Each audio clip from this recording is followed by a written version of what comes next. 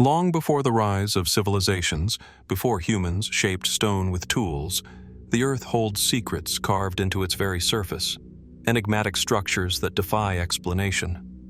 Towering formations of rock, vast geometric patterns etched across deserts, and massive stone arrangements hidden in remote landscapes whisper of forces we barely understand. Were they the work of natural phenomena, or is there something else? Something older, stranger, beyond human hands. Across continents, from ancient deserts to rugged coastlines, these monuments challenge what we thought we knew about history. So sit back, relax, and let's dive into a journey through prehistoric structures that humans didn't build, and uncover the mysteries they've kept for millennia. Rising from the gently rolling plains of northern Sardinia, Monte de Huántar commands a quiet, almost solemn presence. From a distance, it appears at first glance to be a natural hill, yet as you approach, the contours reveal something far more deliberate. A stepped, rectangular platform, strikingly angular against the soft curves of the surrounding landscape. Its surface, worn by millennia of wind and rain, catches the sunlight in a way that highlights each terrace, each carefully arranged stone. There is no written record of who built it, no inscriptions to guide our understanding, yet its sheer scale and precision suggest a purpose that transcends mere practicality. Archaeologists date Monte de Huántar to somewhere between 4000 and 3000 BC, placing it firmly within the Neolithic period. It predates the pyramids of Egypt and even the ziggurats of Mesopotamia, yet it shares a remarkable similarity with both, an elevated platform, possibly for ritual use, reached by a monumental ramp. Excavations have uncovered evidence of altars, animal remains, and fragments of pottery, pointing to ceremonial activity. Some scholars suggest it functioned as a sacred site, perhaps for offerings to celestial deities, or as a focal point for the agricultural communities of the region. The very effort required to move and shape the massive blocks of stone suggests a society capable of complex organization, one that understood more about construction and astronomy than we often assume for that time. Yet, despite these insights, Monte de Huántar continues to defy easy explanation. Unlike other Neolithic structures, its architectural form is almost unprecedented in Europe. Why was it designed as a stepped platform with a broad, sloping ramp? Some researchers have proposed that it served as a type of early observatory, aligning with the solstices or the rising of particular stars. Others note its resemblance to Mesopotamian ziggurats and wonder if there could have been distant cultural contacts across the Mediterranean, or even shared knowledge that has long since vanished. How could a relatively isolated island community conceive such a monumental structure without external influence? Adding to the mystery are features that seem almost ritualistic, yet defy conventional understanding. A small altar on the summit shows signs of repeated fire use, but no consistent pattern emerges in the residues or offerings discovered. Some archaeologists point to the possibility of astronomical or calendar-related functions, suggesting that Monte de Huántar may have served as a marker for agricultural cycles, a place where humans attempted to harmonize with the movements of the sky. Others, more cautiously, leave room for speculation. Could it have been a site of visionary experience, a platform for early humans to connect with forces or concepts beyond the tangible world? The structure's isolated location further deepens the enigma. Nestled amid gentle hills yet distant from major water routes, it seems deliberately placed, as if chosen for both visibility and seclusion. Over time, Monte de Huántar has been worn by erosion, yet its stepped silhouette persists, a testament to the ingenuity and intent of those who labored there thousands of years ago. As we consider the precision of its construction, the perfectly leveled terraces, the alignment of the ramp, the careful selection of massive stones, we are left with a question that lingers. How much did the builders know about engineering, astronomy, and ritual, and how much remains lost to time? Today, Monte de Cori stands as both a monument and a mystery. Visitors can walk along the ancient ramp, imagining the hands that placed each stone, the ceremonies performed on the summit, and the minds that conceived such a structure. And yet, for all the careful study and excavation, there remains an essential uncertainty. We can describe its stones, trace its angles, and speculate on its purpose. But the full story of Monte de Cori is not yet told. What drove its creation? What did those who climbed its ramp hope to see, to feel, or to achieve? Perhaps the answers will never fully emerge, leaving the site suspended between history and imagination, a silent witness to human ambition, curiosity, and wonder. From the windswept plains of the Golan Heights rises another silent enigma, one that, like Monte de Cori, seems to defy conventional explanation. Here, in the remote hills of what is today northern Palestine, lies Rujm el-Hiri, a vast and ancient megalithic complex that stretches across the landscape like a cosmic labyrinth carved in stone. Viewed from above, it appears almost circular, a concentric arrangement of massive basalt stones, with walls forming nested rings, their precise geometry remarkable given their antiquity.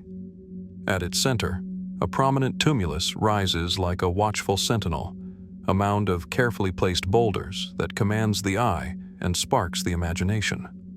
Dating for Rujm el-Hiri is uncertain, though archaeologists generally place its construction between 3000 and 2000 BC, a period when human settlements in the Levant were relatively small and dispersed.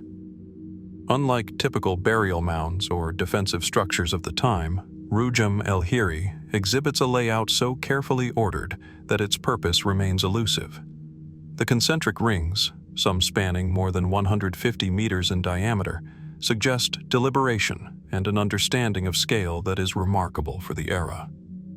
The walls, composed of thousands of basalt boulders collected from surrounding hills, are precisely arranged, yet there are no inscriptions, no carvings, no written records to tell us who built it, or why. Scholars have long debated its function. One mainstream interpretation suggests that Rujm el-Hiri was a ritual site, possibly for solar or lunar observation. Some researchers note that the inner circles align with key points of the solstice sun, hinting at an astronomical purpose. Could this have been a calendar of stone, allowing Neolithic communities to track the seasons, regulate planting cycles, or mark sacred events? The alignment is subtle, yet the precision invites wonder. Were these builders observing the heavens with tools and methods we have yet to rediscover? Or is there a simpler symbolic explanation lost to time? Excavations near the central tumulus reveal traces of human activity, charred remains, fragments of pottery, and scattered tools. Yet no tombs have been definitively identified within the rings themselves. The lack of burial evidence differentiates Rujm el-Hiri from other monumental stone structures in the region, raising further questions about its function. Was the central mound itself a ceremonial focal point, or perhaps a representation of a sacred mountain, echoing cosmological beliefs that predate written history? The concentric walls could symbolize protection, progression, or a journey of initiation. But any interpretation remains speculative. The very scale of the construction adds to its mystery.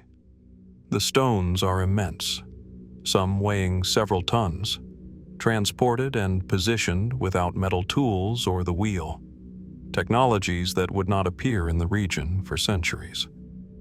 How were these enormous rocks moved with such care? And why was such effort invested in a site that leaves no clear narrative? Was Rujm el-Hiri a communal project, a shared spiritual endeavor that brought together dispersed communities, or did it serve a smaller elite group whose intentions we can no longer discern? Each question leads to another, the answers as elusive as the whispers of wind across the basalt. Speculative theories have flourished, as they often do with enigmatic megalithic sites. Some suggest Rujm el-Hiri functioned as a ritual center for lunar or solar worship, a sacred space for ceremonies aligned with celestial events. Others note the striking concentric patterns and draw comparisons to prehistoric stone circles in Britain or the megalithic temples of Malta, proposing a shared architectural instinct or even symbolic language across vast distances. Could the patterns encode knowledge lost to us, a prehistoric map of the heavens or the seasons? There is no direct evidence to confirm such ideas, yet the precision and scale of the site make it difficult to dismiss entirely. What is undeniable is the feeling of intentionality. Each boulder, each circle, each carefully preserved alignment speaks to a deliberate act of creation, a human, or perhaps proto-human, effort to impose meaning upon the land. Walking among the outer rings, one senses the echoes of ancient ceremonies long forgotten, rituals whose memory has faded but whose imprint remains etched in stone. The silence is profound, yet the site hums with the weight of time, an enduring reminder of the ingenuity, imagination, and mystery of the people who once gathered here. And there are questions that continue to defy explanation. The concentric walls contain gaps and openings, some aligned with specific celestial events, others seemingly random. Were these passages functional, symbolic, or both? Archaeological surveys indicate that Rujm el-Hiri was never a defensive fortress, yet the careful layering and concentric patterning suggest an understanding of space and perception that goes beyond practical necessity. What might have motivated a community to invest so much labor and vision into a site whose meaning they could not, and perhaps did not intend to, record for posterity? Today, Rujm el-Hiri sits largely untouched, accessible yet remote, offering a rare glimpse into a world that existed more than 5,000 years ago. The surrounding plains, dotted with natural rock formations and sparse vegetation, frame the monument in a way that feels both eternal and ephemeral, as if the landscape itself conspires to guard its secrets.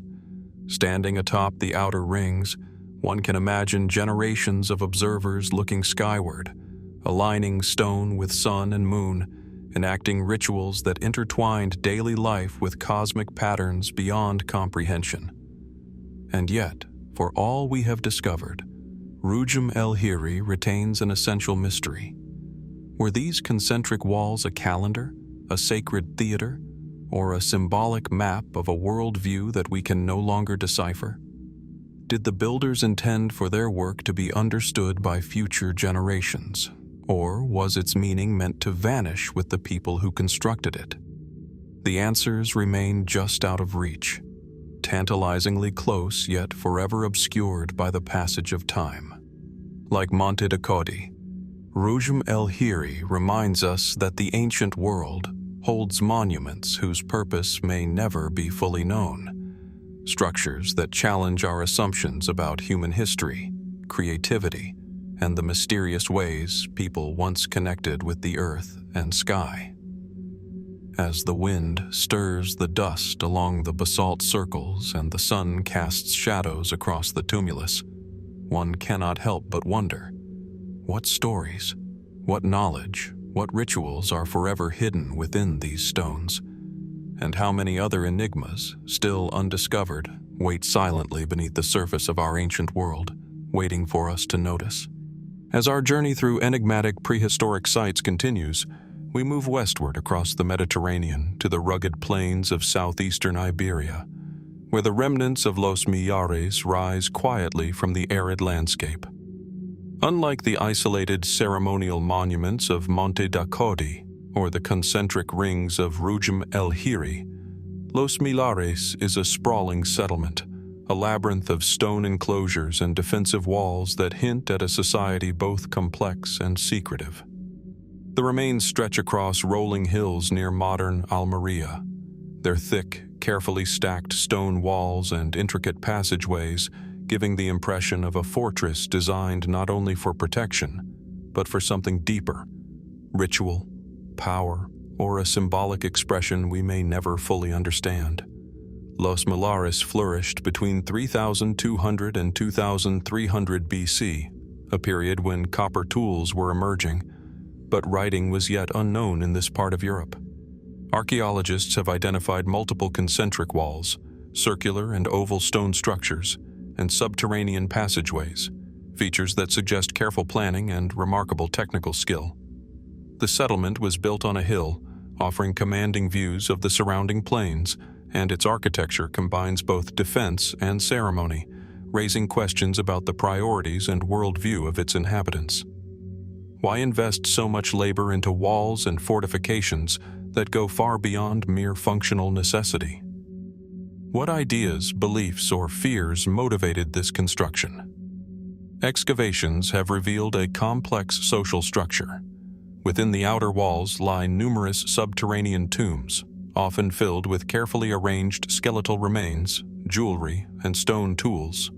Some tombs contain multiple generations, indicating long-standing family lineages or dynastic groups. The craftsmanship of these burial sites is meticulous, from the alignment of stones to the placement of grave goods, yet the meaning behind many of the rituals remains obscure. Were these tombs merely for honoring the dead, or did they serve a more profound spiritual or symbolic purpose, connecting the living to unseen forces or celestial events? The walls themselves demand attention. Composed of enormous stones, sometimes weighing several tons, they form concentric circuits around the settlement, punctuated by bastions and gateways that align with subtle landscape features. Some researchers suggest these walls were defensive, protecting the community from external threats, while others point to symbolic or ritualistic functions. Could the circular layout represent a microcosm of the universe, a sacred geography mapped in stone? Might the gateways and bastions have been designed to mark the sun's path or the movement of stars across the horizon? The evidence is tantalizing, yet frustratingly incomplete. Los Millares is also notable for its evidence of metallurgy. Copper artifacts, from simple tools to decorative ornaments, hint at a society familiar with emerging technologies, yet the settlement retains a distinctly prehistoric character. How did the inhabitants reconcile practical knowledge with ritual and symbolic practice? Were the walls, tombs, and ceremonial spaces reflections of social hierarchy, spiritual belief, or a combination of both? The lines between function, faith, and symbolism blur, leaving us to ponder intentions lost to time. Speculative theories about Los Millares abound, yet none can claim certainty. Some archaeologists propose that the settlement was not merely a defensive stronghold or community center, but a hub of ritual and cosmic observation, a place where the cycles of life, death, and the heavens were enacted in stone. Others note the similarities between Los Millares and other contemporary Mediterranean sites, suggesting that certain architectural motifs, circular enclosures, concentric walls, and subterranean tombs may reflect shared cultural or spiritual concepts across vast distances. Could these parallels hint at a prehistoric exchange of ideas, or do they emerge independently from similar human instincts toward structure, protection, and ritual? Walking through the ruins today, it is impossible not to feel the weight of human intention. Every wall, every passage, every subterranean chamber speaks of planning, effort, and collective labor, yet the message remains elusive. There is a deliberate rhythm to the architecture, a sense of order that implies purpose beyond mere survival. Perhaps Los Millares was a place where community, ritual, and the cosmos intersected, a landscape designed to guide both body and mind through cycles of life and death. And yet, the mysteries persist. Why were the walls so massive, so carefully constructed, if not purely defensive? Why the subterranean tombs, often distant from the living areas, yet connected through ritual pathways? What beliefs, fears, or aspirations motivated a society to commit so much time and effort to stone and earth in ways that leave only questions for us to interpret?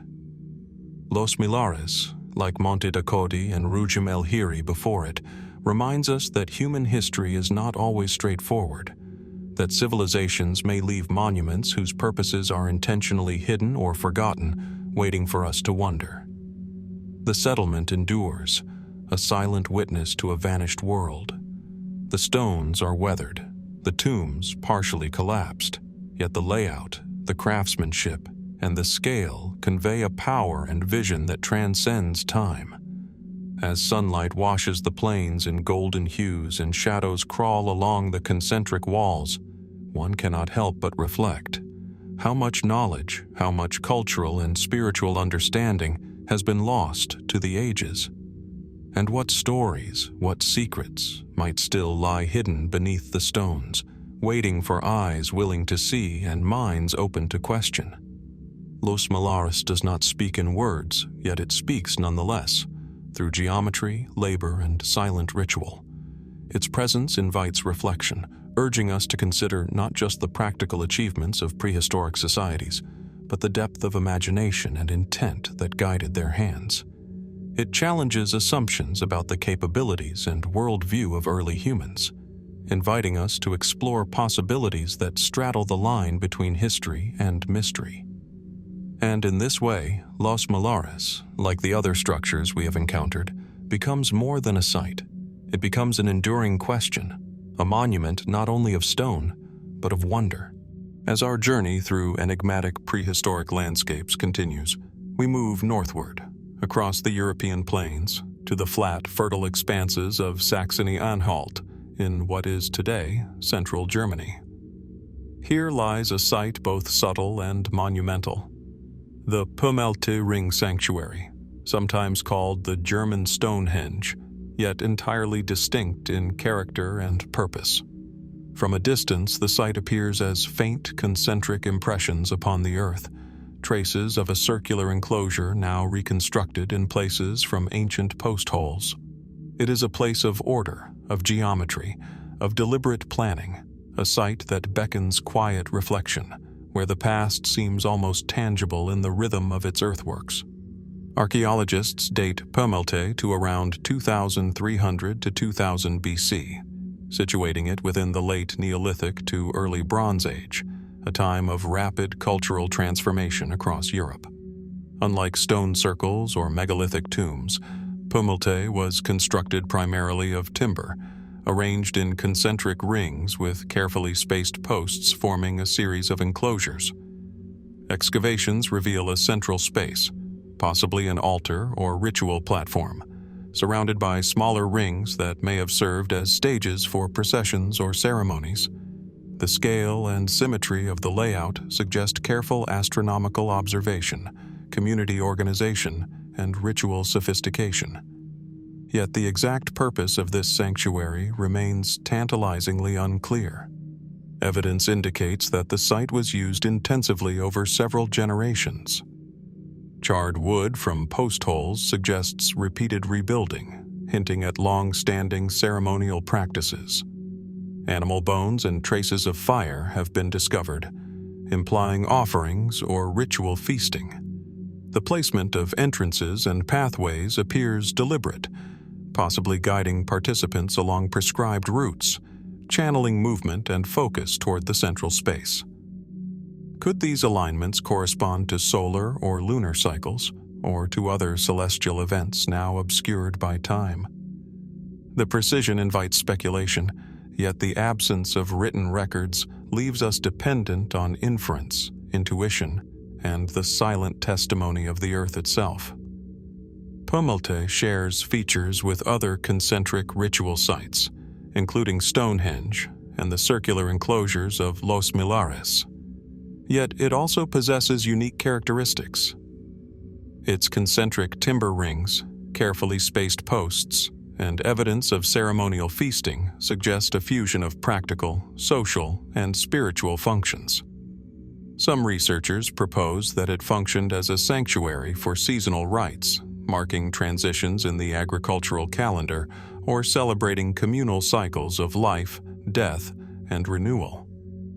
Others suggest a more esoteric purpose, a place where symbolic cosmology was enacted in wood and earth, where the living and the dead, the human and the divine, might have intersected. The labor required to construct such a site is remarkable.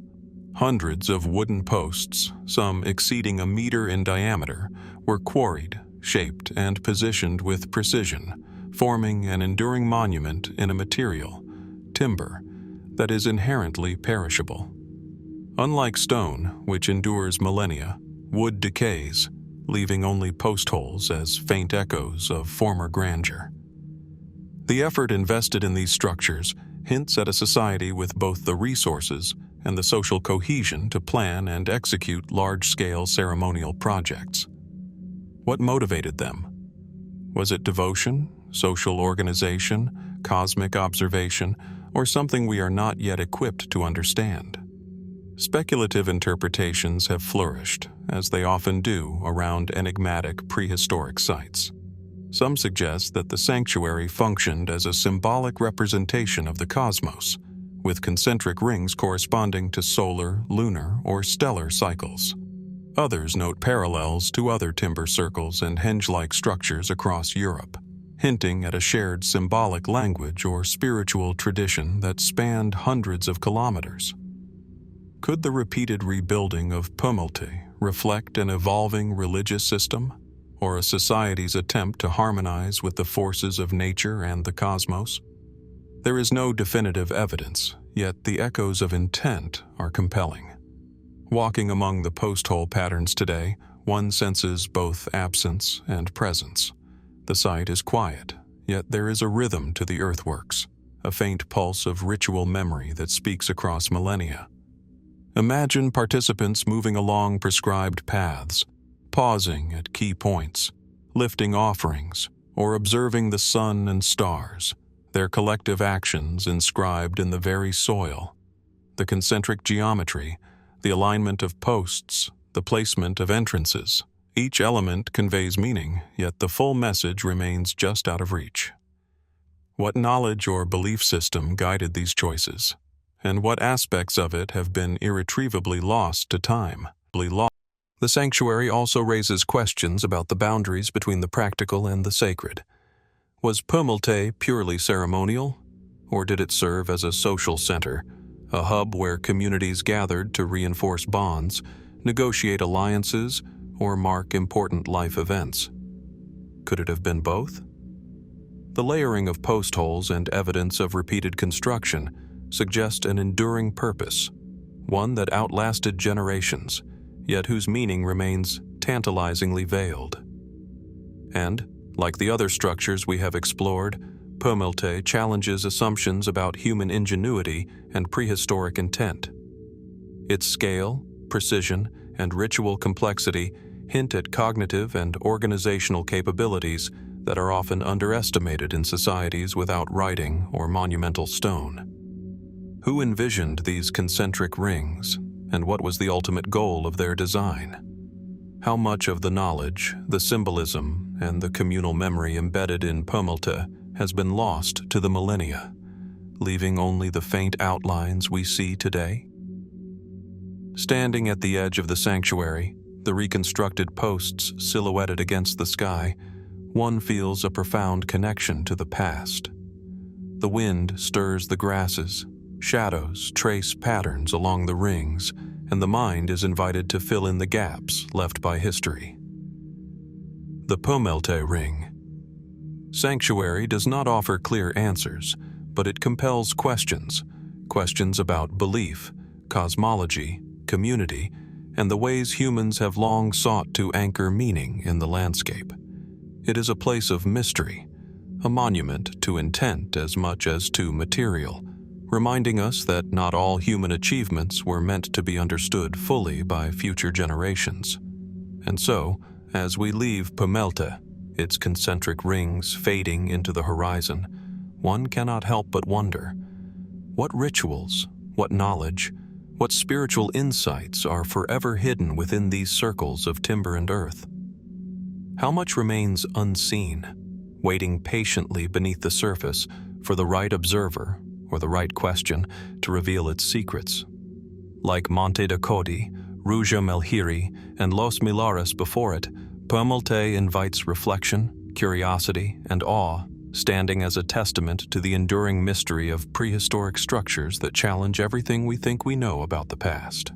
From the windswept plains and ritual landscapes of Central Europe, we now travel northwest to the rugged moorlands of Bodmin Moor in Cornwall, England, where one of the most enigmatic prehistoric sites in Britain quietly endures: King Arthur's Hall. Perched amidst the rolling hills, the site is immediately striking in its raw simplicity and monumental scale. Unlike the timber circles of Pömmelte or the stone rings of Rujm el-Hiri, King Arthur's Hall is constructed entirely from massive, unshaped granite slabs, set upright to form a series of parallel walls that enclose a rectangular space. From above, the arrangement is almost architectural, yet it evokes neither dwelling nor fortification in any conventional sense. It is a place of deliberate construction, monumental in intent, yet profoundly mysterious. The origins of King Arthur's Hall are uncertain, though estimates place its construction between 1900 and 1500 BC, situating it firmly in the late Bronze Age. The site consists of 4 long walls, some exceeding 3 meters in height, forming a trapezoidal chamber approximately 20 meters long. Inside, the space is empty, barren except for the earth itself. Yet there is a palpable sense of intention. The sheer size of the stones, the precision of their placement, and the effort required to transport and erect them across the uneven moorland terrain speak to a society capable of large-scale planning and coordination. But for what purpose? Excavations at the site have yielded few artifacts, no burial remains, and no clear signs of habitation. This absence is as telling as it is perplexing. Some scholars suggest King Arthur's Hall functioned as a ceremonial or ritual site, a place where gatherings, rites, or other social events may have taken place. Others have proposed astronomical alignments, noting the possible orientation of the walls in relation to solstices and lunar cycles. Could the rectangular chamber have been a stage for observing celestial events, or a sacred space designed to channel energy, focus attention, or mark the passage of time? The evidence is tantalizing, yet inconclusive. The sheer scale of the construction hints at profound social significance. Moving and erecting granite slabs of such size would have required not only technical ingenuity, but also the labor of a coordinated group. This raises questions about the society that built King Arthur's Hall. What motivated them to invest so much effort in a structure whose purpose leaves no direct trace? Were they seeking communion with the cosmos, asserting social authority, or creating a monument meant to endure beyond their own lifetimes? The walls themselves, silent and weathered, offer no answers, only the lingering weight of intention. Speculative interpretations abound. Some suggest that the trapezoidal design mirrors symbolic concepts, perhaps representing a journey from the mundane to the sacred, or from life to death. Others draw comparisons to ceremonial enclosures across Europe, noting parallels with sites such as Monte de Codi or the ring sanctuaries of Pömmelte, where geometry, scale, and ritual intersect in ways that defy simple explanation. Could King Arthur's Hall have been a local manifestation of broader prehistoric spiritual or cosmological ideas? A unique expression of shared human instincts toward sacred space? Or was it a singular vision, conceived by individuals whose worldview we may never fully comprehend? The location itself contributes to the site's mystique. Bodmin Moor, with its mist-shrouded granite tors and isolated valleys, amplifies the sense of separation from the ordinary world. From the enclosure, the horizon stretches wide and unbroken, providing a panoramic view that links the monument to the land, the sky, and the changing seasons. It is easy to imagine processions, gatherings, or solitary contemplation unfolding within its walls, with participants attuned to both the natural and the spiritual world. Yet, without definitive artifacts or inscriptions, such scenarios remain speculation, guided only by the subtle evidence of space, scale, and placement. Intriguing anomalies further deepen the mystery. Some archaeologists have noted unusual alignments in the placement of the upright stones, suggesting possible symbolic or astronomical functions. Others emphasize the hall's trapezoidal shape, unique among British prehistoric sites, hinting at intentional symbolism or design principles that remain poorly understood. Could the builders have encoded meaning into the very geometry of the structure, creating a message in stone that only time would preserve, yet whose meaning is now beyond our grasp? These questions echo those raised by Los Millares, Rujm el-Hiri, and Pömmelte. Questions about intent, knowledge, and the interplay of practical labor with spiritual vision. Walking along the worn granite walls today, the silence is profound, broken only by wind and the distant cry of birds. One senses the hands of the past, shaping stone with purpose and precision, yet leaving no written record of their intentions. The monument stands not only as a testament to prehistoric ingenuity, but as a challenge to our understanding of Bronze Age societies. How did people without writing or advanced tools conceive, organize, and execute a project of such scale? What beliefs, observations, or social structures enabled this endeavor, and what remains lost to history? Like the other sites we have explored, King Arthur's Hall invites reflection rather than offering answers. It reminds us that human history is filled with monuments whose significance transcends survival or utility, structures that embody knowledge, ritual, and imagination we can only attempt to glimpse. Its walls, silent yet resolute, seem to hold fragments of a worldview both alien and familiar, a vision of order, ritual, and meaning that predates recorded history. And as the sun dips behind the moor, casting long shadows across the enclosure, one is left with a sense of profound curiosity. What stories, what ceremonies, what beliefs are encoded in the very placement of these stones? How much remains hidden beneath the surface, waiting for discovery or insight? King Arthur's Hall, like Monte de Codi, Rujm el-Hiri, Los Millares, and Pömmelte before it, endures as a monument to mystery, a silent reminder that the prehistoric world holds knowledge, ritual, and intent that continue to challenge our understanding, and that some questions may remain unanswered, inviting us to wonder. From the windswept moors of Cornwall, our journey takes us back across the Mediterranean to the rugged hills of central Sardinia, where a prehistoric complex quietly commands attention. Su Nuraxi di Barumini. Rising from the surrounding landscape like a fortress carved from the imagination of an ancient people, this site is unlike anything else in Europe.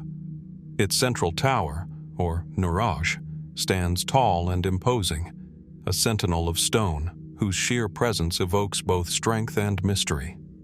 Surrounding it is a labyrinthine arrangement of smaller towers, walls, and circular dwellings, a complex network of structures that suggests planning, purpose, and a social or ceremonial function that remains only partially understood.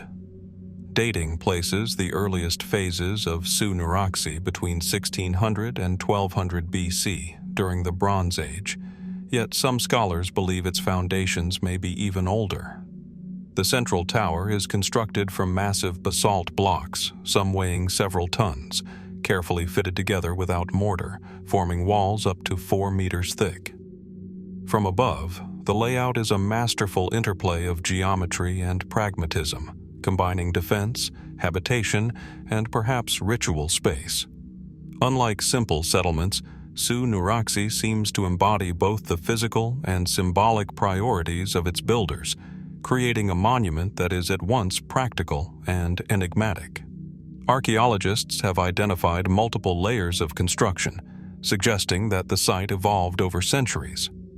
The central tower appears to have been the original nucleus, with concentric walls and peripheral towers added as the settlement grew. Excavations have revealed subterranean chambers, storage rooms, and circular dwellings connected by narrow passages, all constructed with precision that speaks to a sophisticated understanding of engineering and social organization.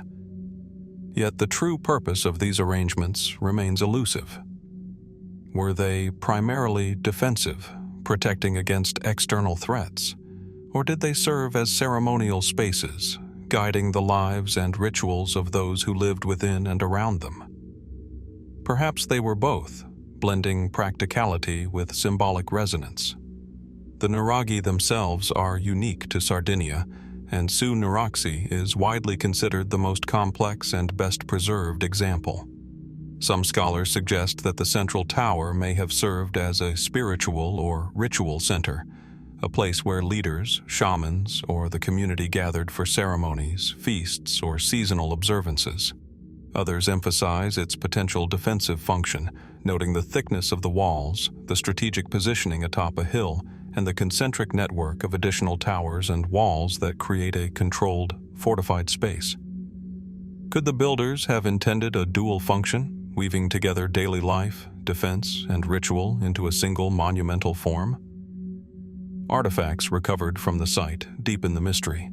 Fragments of pottery, tools, and ornaments indicate sustained human occupation, while the presence of subterranean chambers suggests storage, communal activity, or ritual offerings. Yet there is no written record, no inscription, no explicit guide to the intentions of those who constructed Su Nuraxi. We are left to interpret, to imagine, and to question. Why did a Bronze Age society devote such effort to building a structure of this scale and complexity? What ideas, beliefs, or fears motivated the placement of towers, the layout of walls, or the shaping of living spaces? Speculative interpretations abound. Some researchers draw comparisons to other monumental sites across the Mediterranean, suggesting that Su Nuraxi might represent a localized manifestation of a broader cultural or spiritual consciousness during the Bronze Age. Others propose that the site may encode astronomical knowledge, with alignments corresponding to solar, lunar, or seasonal cycles. Could the central tower have served as a marker for solstices, a ceremonial focal point for celestial observation, or even a stage for enacting myths and cosmologies embedded in the Bronze Age mind? The evidence is subtle, tantalizing, and open to interpretation. Walking through the remains today, the monument's scale and precision are impossible to ignore. Each tower, each wall, each circular dwelling conveys purpose, deliberation, and a vision that extends beyond mere survival. There is a rhythm to the layout, a sense that the builders were orchestrating both human activity and cosmic connection, shaping stone to guide perception, movement, and perhaps even thought.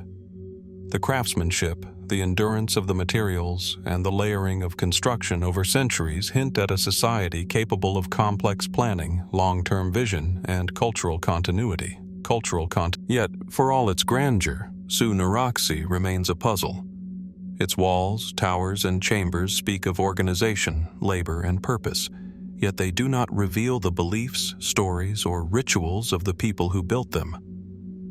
Did they see the Nuraghe as a sacred space, a seat of authority, or a symbol of communal identity? Were the repeated reconstructions and additions an act of devotion, an assertion of power, or a practical response to evolving social needs? The answers lie somewhere in the interplay between material evidence and human imagination, tantalizingly out of reach. And, like the other enigmatic structures we have explored, from Monte to Rujm el-Hiri, Los Millares, Pömmelte, and King Arthur's Hall, Su Nuraxi challenges our assumptions about prehistoric ingenuity. It reminds us that human societies, Even without writing or advanced technology, were capable of conceiving, designing, and executing monumental architecture that endures across millennia. It asks us to reconsider the boundaries between the practical, the symbolic, and the ritual, and to imagine the world as those who built it might have experienced it. As sunlight filters across the hills and casts long shadows across the basalt towers, one can almost hear the echoes of Bronze Age life. Footsteps along narrow passages, conversations within the central tower, or the distant sounds of ritual or celebration. And yet, for all we observe, the true meaning of Su Nuraxi remains hidden. What knowledge, what spiritual insight, what communal vision is locked within these stones? How much remains lost to time, waiting to be glimpsed by those willing to wonder? In this way, Su Nuraxi di Barumini, like the sites that preceded it in our journey, endures not only as a monument of stone and human endeavor, but as a silent invitation to contemplate the mysteries of prehistoric societies and the enduring questions they left behind. From the fortified towers of Sardinia, we now cross the Atlantic to the low, flat plains of northeastern Louisiana, where the earth itself has been shaped into one of North America's most enigmatic prehistoric monuments, Poverty Point. Unlike the stone towers of Su Nuraxi, the timber circles of Pömmelte, or the stone rings of Rujm el-Hiri, Poverty Point is an extraordinary feat of earthworks. Vast, sweeping mounds and concentric ridges sculpted entirely from soil. Viewed from above, the site resembles a series of arcs radiating outward, enormous embankments tracing precise curves across the landscape, forming a pattern that is both monumental and deliberate. The scale is astonishing. Some ridges extend over a kilometer in length, while the central mounds rise nearly 20 meters above the surrounding plains. Poverty Point is estimated to have been constructed around 1700 to 1100 BC, during the late Archaic period in North America. At a time when most human communities in the region were small and mobile, the scale and complexity of this site suggest extraordinary social organization and labor coordination.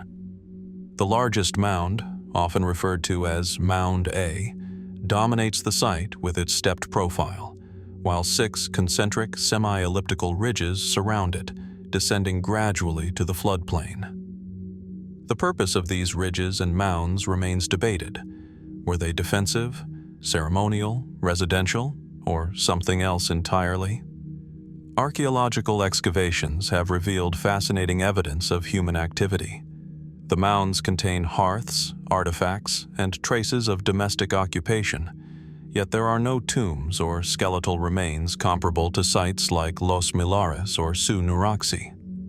Artifacts include intricately crafted stone tools, baked clay objects, and exotic materials such as soapstone and jasper, transported from hundreds of kilometers away. The presence of these distant materials raises profound questions about the social networks of Poverty Point's builders. How did people of the late Archaic period coordinate such long-distance trade? What knowledge, cultural practices, or spiritual beliefs motivated the labor and precision evident in the construction of the site? The geometric perfection of the ridges adds to the mystery. Arranged in sweeping arcs, the concentric embankments may have served as platforms for dwellings, ceremonial spaces, or processional pathways. Some researchers suggest astronomical alignments, noting potential correlations with the rising sun at solstices or other celestial events. Could the site have functioned as a kind of prehistoric observatory, linking human activity with the movements of the heavens? Or were the arcs intended primarily as social or ritual spaces, facilitating gatherings, feasts, and ceremonies of communal significance? The answers remain tantalizingly out of reach. The construction techniques themselves are remarkable. Unlike stone, soil is inherently unstable, yet the builders of Poverty Point engineered terraces and ridges that have endured for nearly 3 millennia. The labor required to move hundreds of thousands of cubic meters of earth without metal tools is staggering, suggesting a society capable of long-term planning, cooperation, and extraordinary organizational skill.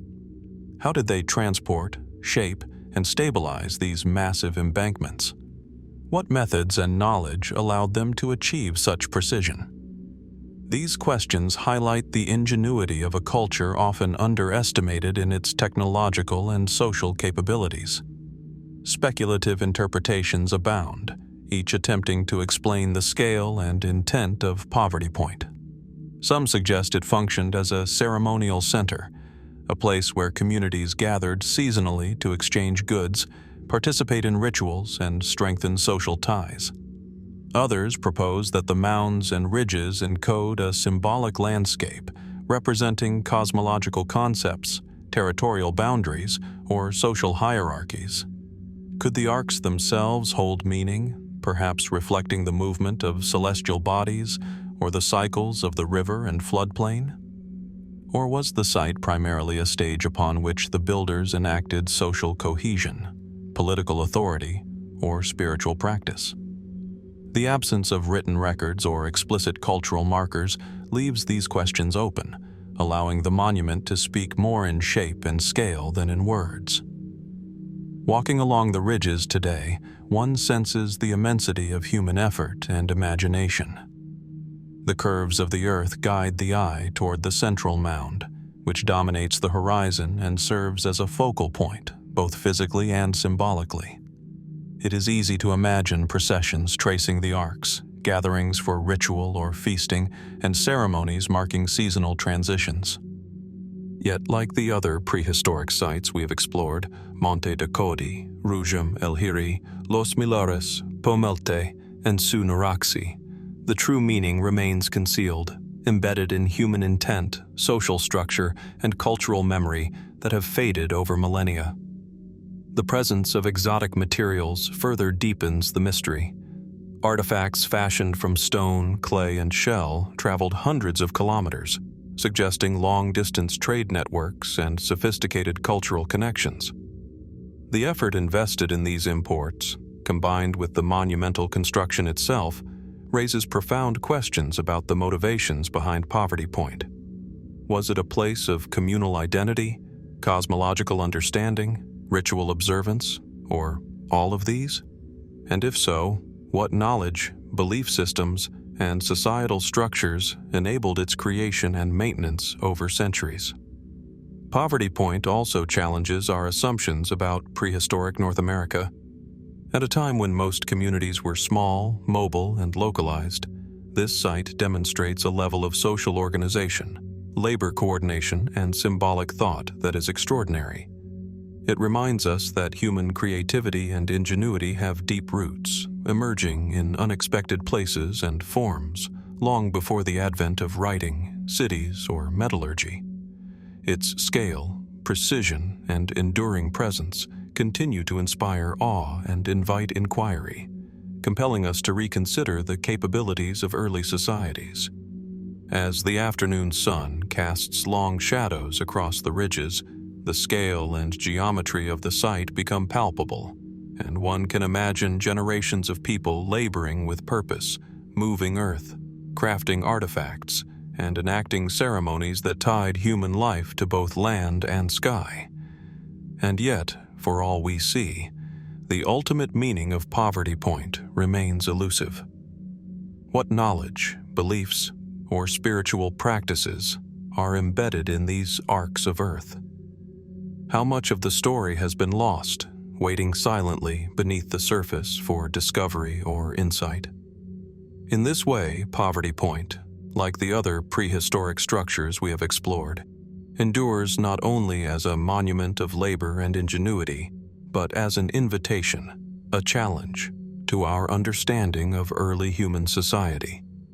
It reminds us that the prehistoric world is filled with structures whose meaning is encoded in stone, timber, or earth, waiting for those willing to observe, reflect, and imagine the intentions of those who came long before us. From the monumental earthworks of Poverty Point, our exploration moves across continents once more, this time to the arid hills of coastal Peru, where a desert ridge rises with a silent, ancient precision. Chankillo. Perched in the Sechura Desert, The site immediately captures attention with its long row of 13 low stone towers, evenly spaced along the crest of a narrow hill. From a distance, the line of towers appears almost like teeth against the horizon, a geometric punctuation in a barren landscape. Yet, up close, the arrangement evokes deliberate intent, an architectural statement that links human construction with the passage of the sun, the seasons, and the rhythm of the natural world. Chankillo is dated to around 500 to 200 BC, during the early pre-Columbian period. Despite its apparent simplicity, the site demonstrates an extraordinary understanding of astronomy. The 13 towers are aligned in a straight line along the ridge, and from observation points at either end of the site, the sun rises and sets in precise alignment with the towers throughout the year.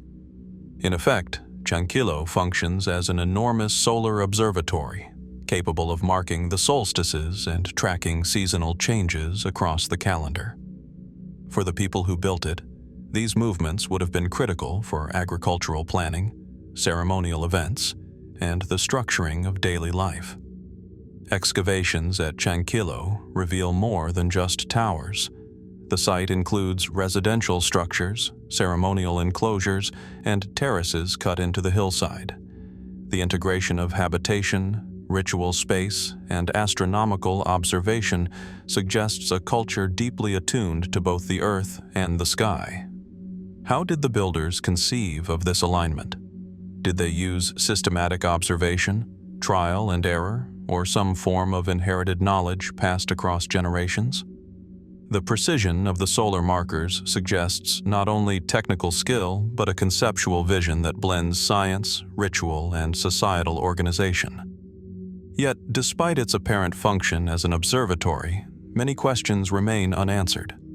Unlike European megalithic sites such as Monte or King Arthur's Hall, Chankillo lacks monumental burial mounds or grand ceremonial chambers. Its focus seems entirely on observation and alignment. Was the act of marking time itself a form of ritual? Did the positioning of the towers confer spiritual or political authority? Were the towers merely practical, or did they serve as symbolic bridges between the heavens and the human world? The lack of written records leaves these questions open, allowing the structure to speak primarily through geometry, orientation, and scale. The solar alignment is precise and remarkable. From the western observation point, the sun rises over the first tower at the winter solstice and gradually moves eastward along the ridge to the last tower at the summer solstice. From the eastern observation point, the pattern is reversed. In essence, Chankillo converts the landscape into a giant calendar, a tool for measuring time and marking seasonal cycles with accuracy unparalleled for its era. Could such precision indicate a highly structured society with an intricate understanding of astronomy and mathematics? Or might it reflect generations of careful observation, passed down orally and practically, rather than through formalized science? Speculative interpretations abound. Some researchers suggest that Chankillo may have also served a ceremonial function, with the towers symbolizing cosmic order or the passage of life and time. Others propose that the arrangement of the towers may encode social or political hierarchy, signaling the control of knowledge over celestial cycles as a form of authority. There are even theories that the site functioned as a stage for ritual processions, connecting the movement of the sun with human movement through the landscape. The absence of definitive evidence allows for multiple interpretations, each plausible, each adding to the sense of mystery surrounding the site. The scale of construction is deceptively simple, yet sophisticated. The towers themselves are modest in height, built from local stone, yet their alignment required an understanding of distance, perspective, and the annual motion of the sun. Unlike massive earthen mounds or towering stone structures elsewhere, Chankillo's elegance lies in subtlety, in observation, in the way human intent harmonizes with the natural world. It challenges assumptions about what constitutes monumental architecture, reminding us that complexity is not always measured in size but in design, precision, and function. Walking along the ridge today, it is possible to envision observers standing at the designated points, marking the sun's progress, perhaps chanting, recording, or performing rituals aligned with the celestial cycle. The simplicity of the towers belies the sophistication of thought required to position them accurately across the landscape. How did a society without written records or advanced tools conceive of this alignment? How many generations of observation, measurement, and refinement were required to create a calendar of such precision? These questions remain open, echoing across the desert in the silence of the towers. Chankillo also invites reflection on human ingenuity in diverse environments. From the stone towers of Sardinia to the earthen ridges of Poverty Point, societies across the world have demonstrated extraordinary capabilities to shape their surroundings, to impose meaning, order, and function on the landscape.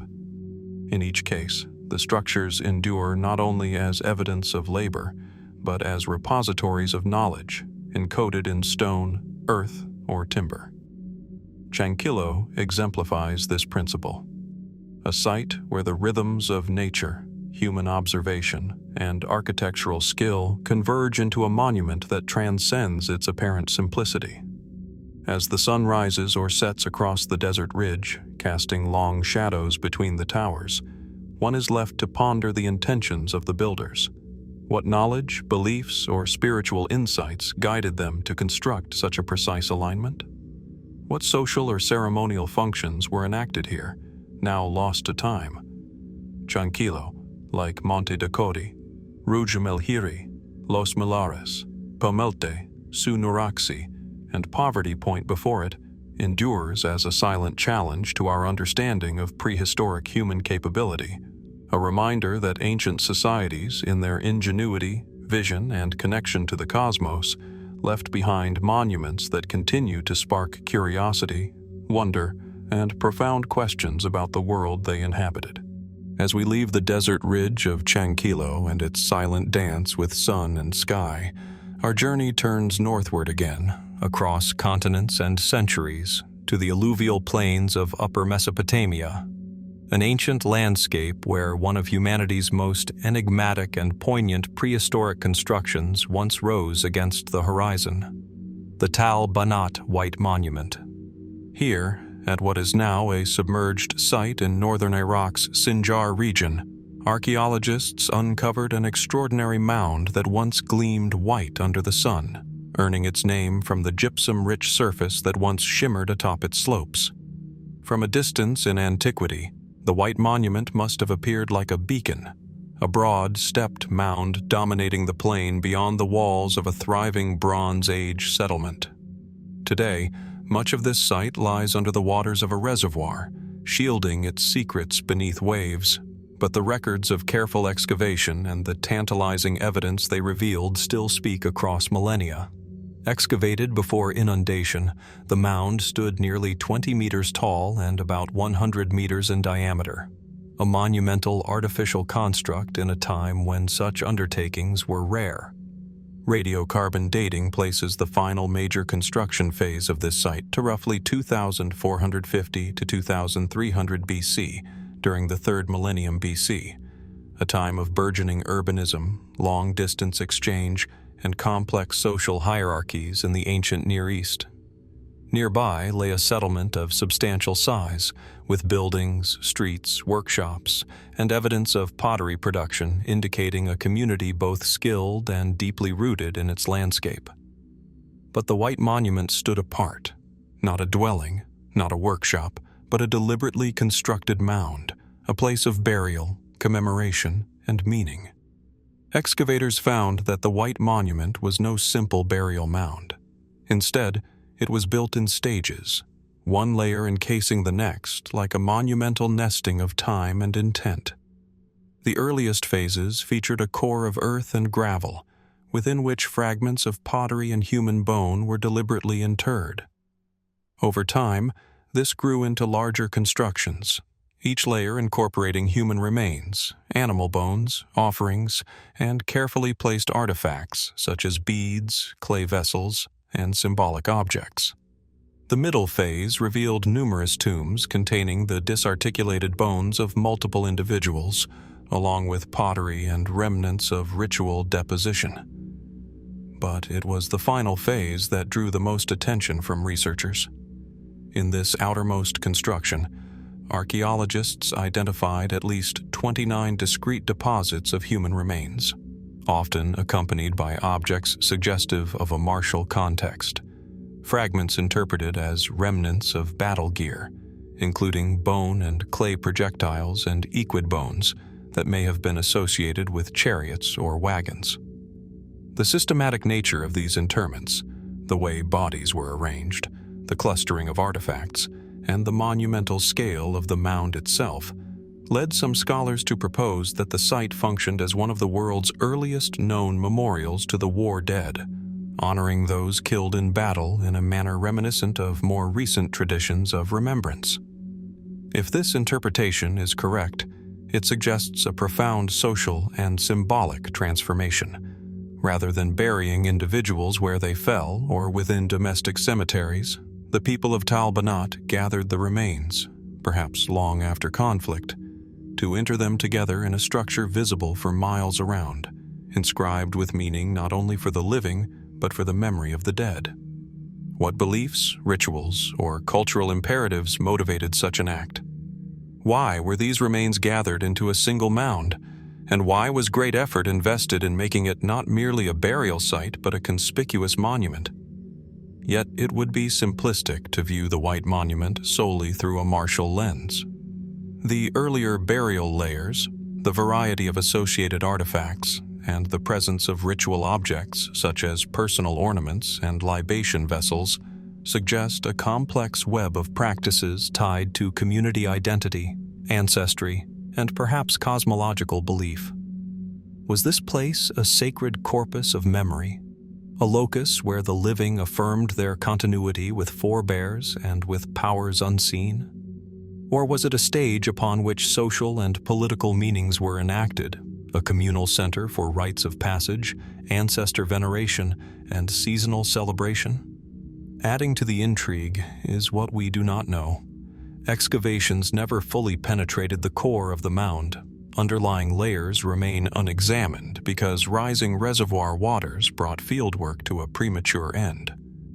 Thus, the possibility of even earlier constructions beneath the visible phases remains open. Were there successive monuments, each building upon the memory of the last? Might the earliest phase represent a distinct ritual tradition that was later repurposed or reinterpreted by subsequent generations? The physical fading of the site beneath water mirrors the Gkagis. Gradual erosion of certainty in our understanding of it. Much like Chankillo's disappearing sun against the horizon or Poverty Point's ridges etched in earth, the White Monument poses questions that reach beyond site and era into the realm of human experience itself. What does it mean for a community to commemorate its dead so conspicuously, to reshape the landscape in honor of those who fell? And how does the act of memorializing relate to identity, power, and cosmology in societies without written records? The mystery of the Tal Banat White Monument endures because, like many prehistoric structures, it speaks in fragments, in bones, pottery, and the remnants of plastered earth that once gleamed white. It invites us to imagine not only the hands that built it, but the eyes that watched, the stories that were told, and the silent reverence of those who remembered. What deeper meanings lie hidden within the layers beneath the earth? What rituals, beliefs, or social structures are lost to time, waiting silently for future discovery or insight? In this way, the White Monument, like the sites that preceded it in our journey, from Monte to Chankillo, stands not only as a testament to ancient ingenuity and intention, but as a quiet invitation to wonder at what remains unseen, to listen for voices long silent, and to contemplate the mysteries still buried beneath the earth. From the monumental plastered mounds of Tal Banat, our journey turns once more northward, over rugged terrain and high plateaus, to the windswept hills of southern Armenia, where one of the oldest and most enigmatic megalithic sites of the Caucasus quietly endures. Carahunge, also known as Zorats Karar.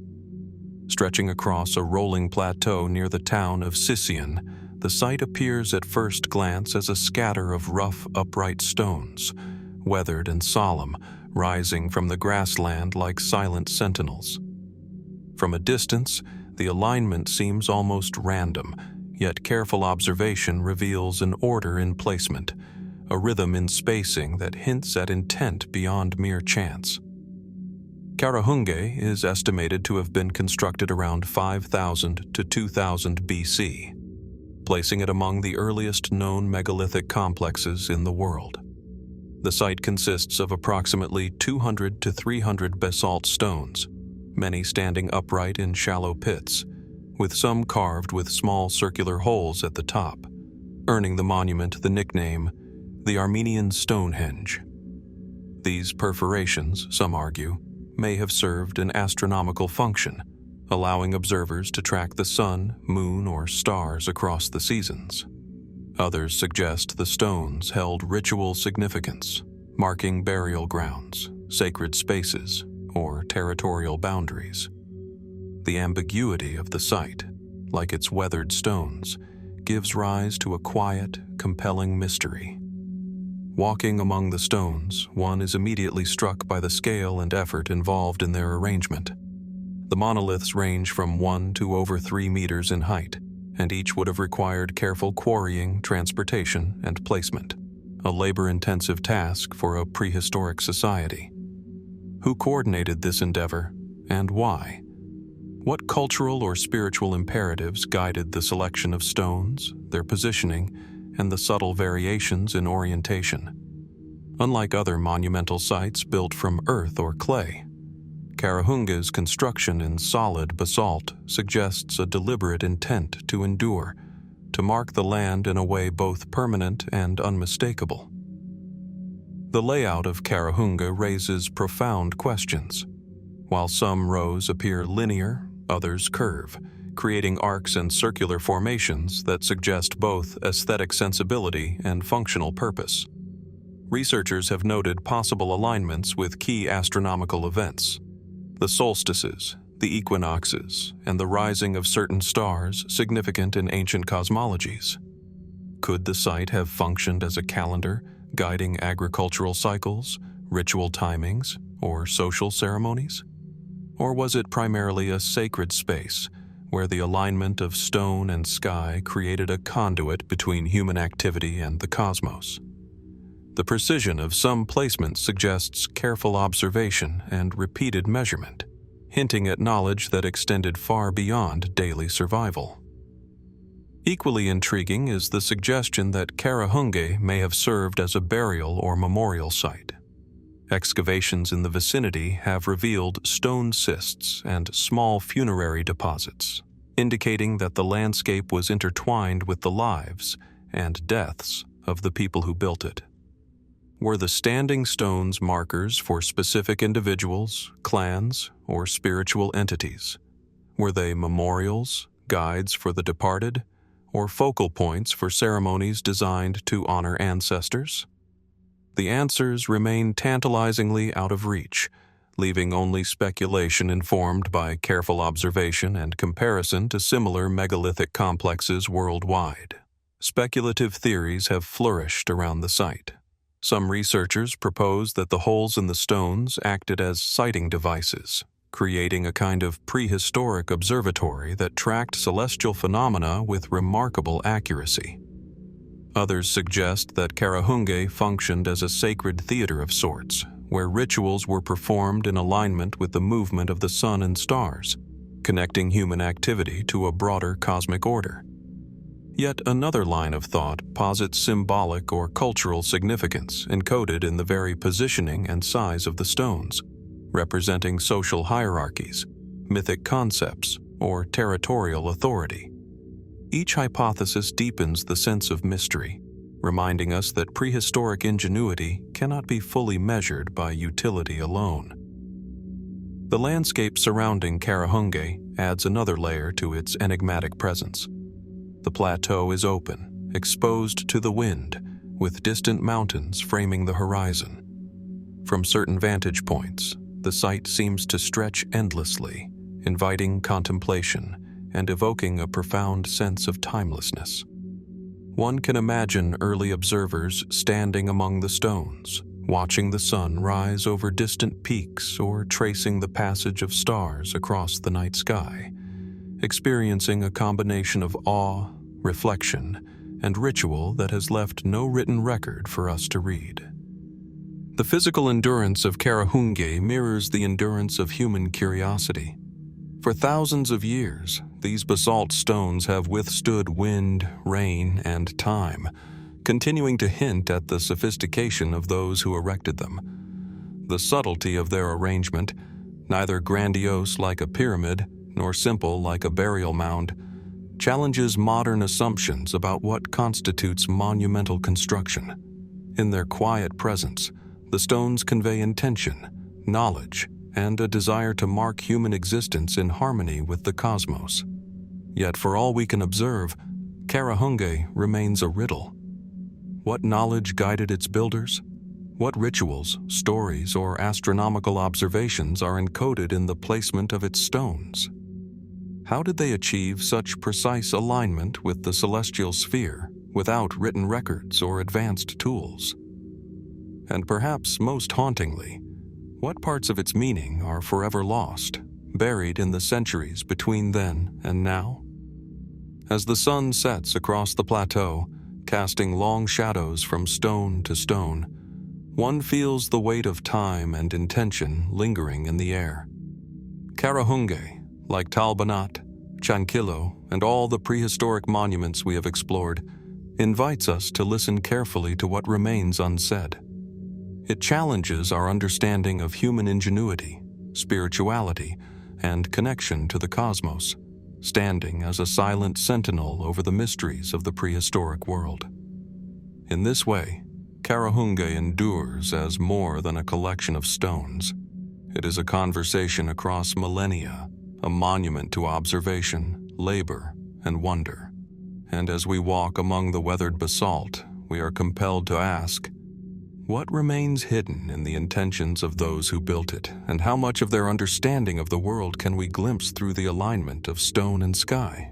From the windswept basalt stones of Carahunge, our journey turns northwest, across Europe's forests and plains, to a marshy landscape in northern Poland, where a prehistoric settlement emerges from the waters like a city frozen in time. Biskupin. Nestled on a sandy peninsula within a lake, Biskupin appears almost as if the earth itself had conspired to preserve it. Its timber-lined streets, rows of carefully constructed dwellings, and surrounding defensive embankments hint at a society that combined ingenuity, labor, and an acute understanding of its environment. The site seems remarkably modern for its era, yet its origins lie over 2,700 years in the past, offering a window into human organization long before recorded history. Dating to around 750 to 400 BC, Biskupin is one of Europe's most famous prehistoric settlements, yet its purpose and construction continue to inspire awe and speculation. The site consists of a fortified settlement with a wooden palisade, defensive ditches, and a regular grid of streets lined with nearly identical rectangular houses. Each dwelling was carefully raised on timber frames and filled with wattle and daub walls, demonstrating knowledge of both engineering and communal planning. From above, the settlement's symmetrical design and disciplined layout reveal a remarkable attention to order and social organization. Archaeologists have reconstructed Biskupin to show not only its physical structures but also the lives of the people who inhabited it. Longhouses were typically arranged in rows, with shared spaces suggesting communal or familial activities. The defensive embankments, reinforced with timber, indicate concern for security, whether from natural threats or human conflict. Yet, for all its apparent practicality, Biskupin remains unusual in its scale, precision, and the apparent permanence of its construction, especially when compared with contemporaneous European settlements, which were often smaller, less organized, and more temporary. The craftsmanship at Biskupin is astonishing. Timber posts, sometimes over a meter in diameter, were carefully shaped and fitted, and walls were interlaced with wattle and daub, creating robust structures resistant to both wind and flood. Streets were laid out with remarkable regularity, suggesting that the builders possessed not only practical skills, but a conceptual vision of the settlement as a unified whole. How did these communities plan and coordinate such construction? What social mechanisms ensured collaboration across the labor-intensive process of raising homes, fortifications, and communal spaces? Biskupin also invites us to consider its inhabitants' relationship to the surrounding landscape. Built in a marshy region prone to flooding, the settlement required careful site selection, drainage, and maintenance. The choice of a peninsula in a lake provided both protection and access to natural resources, fish, reeds, and fertile soil nearby. Were these environmental strategies purely practical, or did they carry symbolic significance as well? Did the water surrounding the settlement act as a spiritual or ritual boundary, a demarcation of sacred space separating the everyday from the communal, or the living from the spiritual?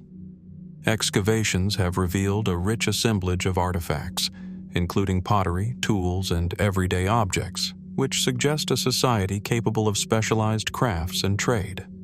Wooden tools, bone implements, and evidence of weaving and textile production indicate skillful labor and cultural sophistication. The settlement's layout, combined with these material traces, hints at social hierarchies, shared labor practices, and possibly ritualized behavior, though the precise details remain speculative. What stories, customs, or beliefs were embedded in the rhythm of daily life at Biskupin?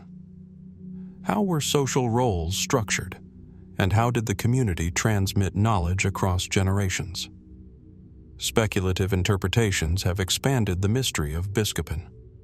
Some researchers suggest it may have served as a proto-urban center, a hub for regional organization and administration rather than a purely residential village. Others propose that the site functioned as a ceremonial or communal space, where the act of building, inhabiting, and defending the settlement reinforced social cohesion and identity.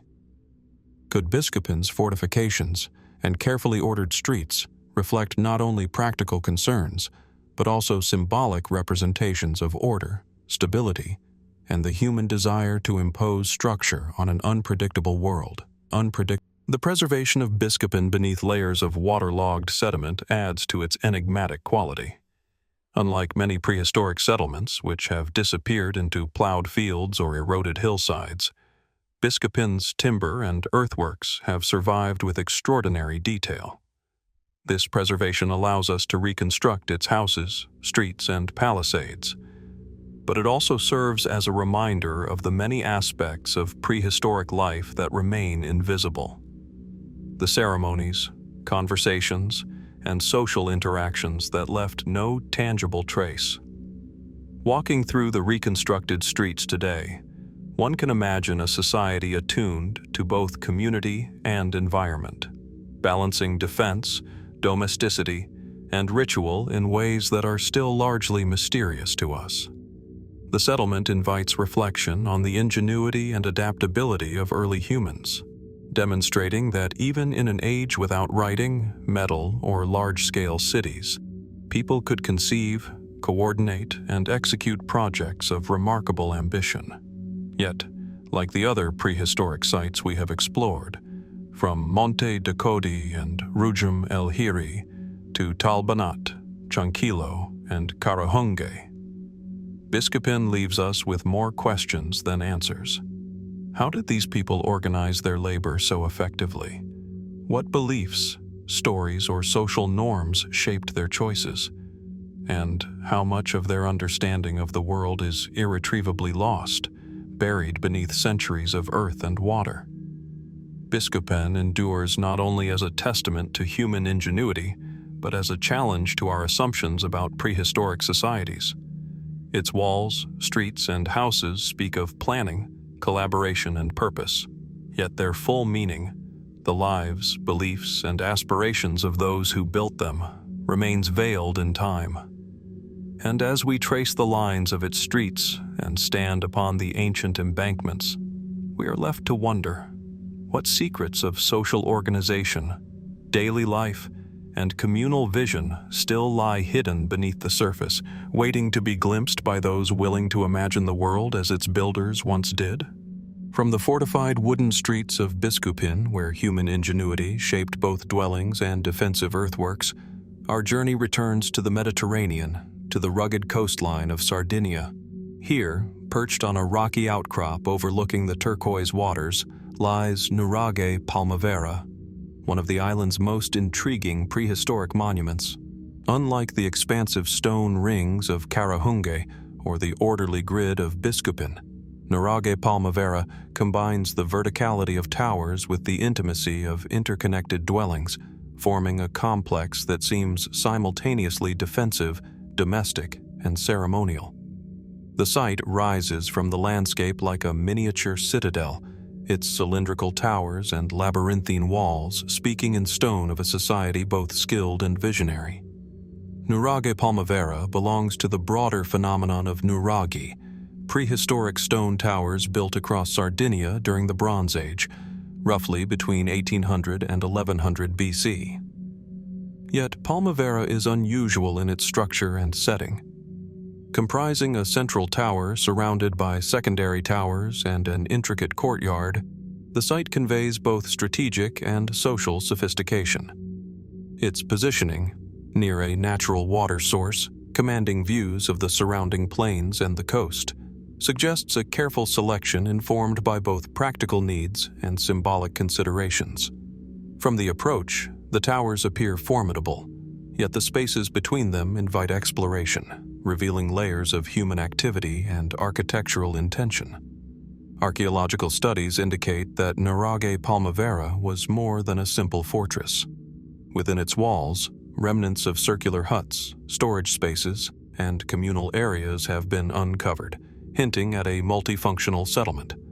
Hearths and pottery fragments testify to domestic life, while the scale and design of the towers suggest defense and status. How were these spaces used, and by whom? Did the towers mark authority, serve as refuges during conflict, or act as focal points for ritual practice? The answers remain partly elusive, leaving a sense of mystery hovering over the stone walls. The craftsmanship at Palmavera is remarkable. The central tower, constructed from massive basalt blocks, rises in a conical form, tapering gracefully toward the top. Stones are carefully fitted without mortar, relying on balance, weight, and precise shaping to ensure stability. Secondary towers are connected to the main structure by walls that create narrow corridors and courtyards, forming a complex interior space that is both defensible and intimate. The builders demonstrated not only technical skill but an understanding of space, movement, and social interaction, designing an environment where architecture shapes behavior as much as it accommodates it. The site also invites reflection on the daily life of its inhabitants.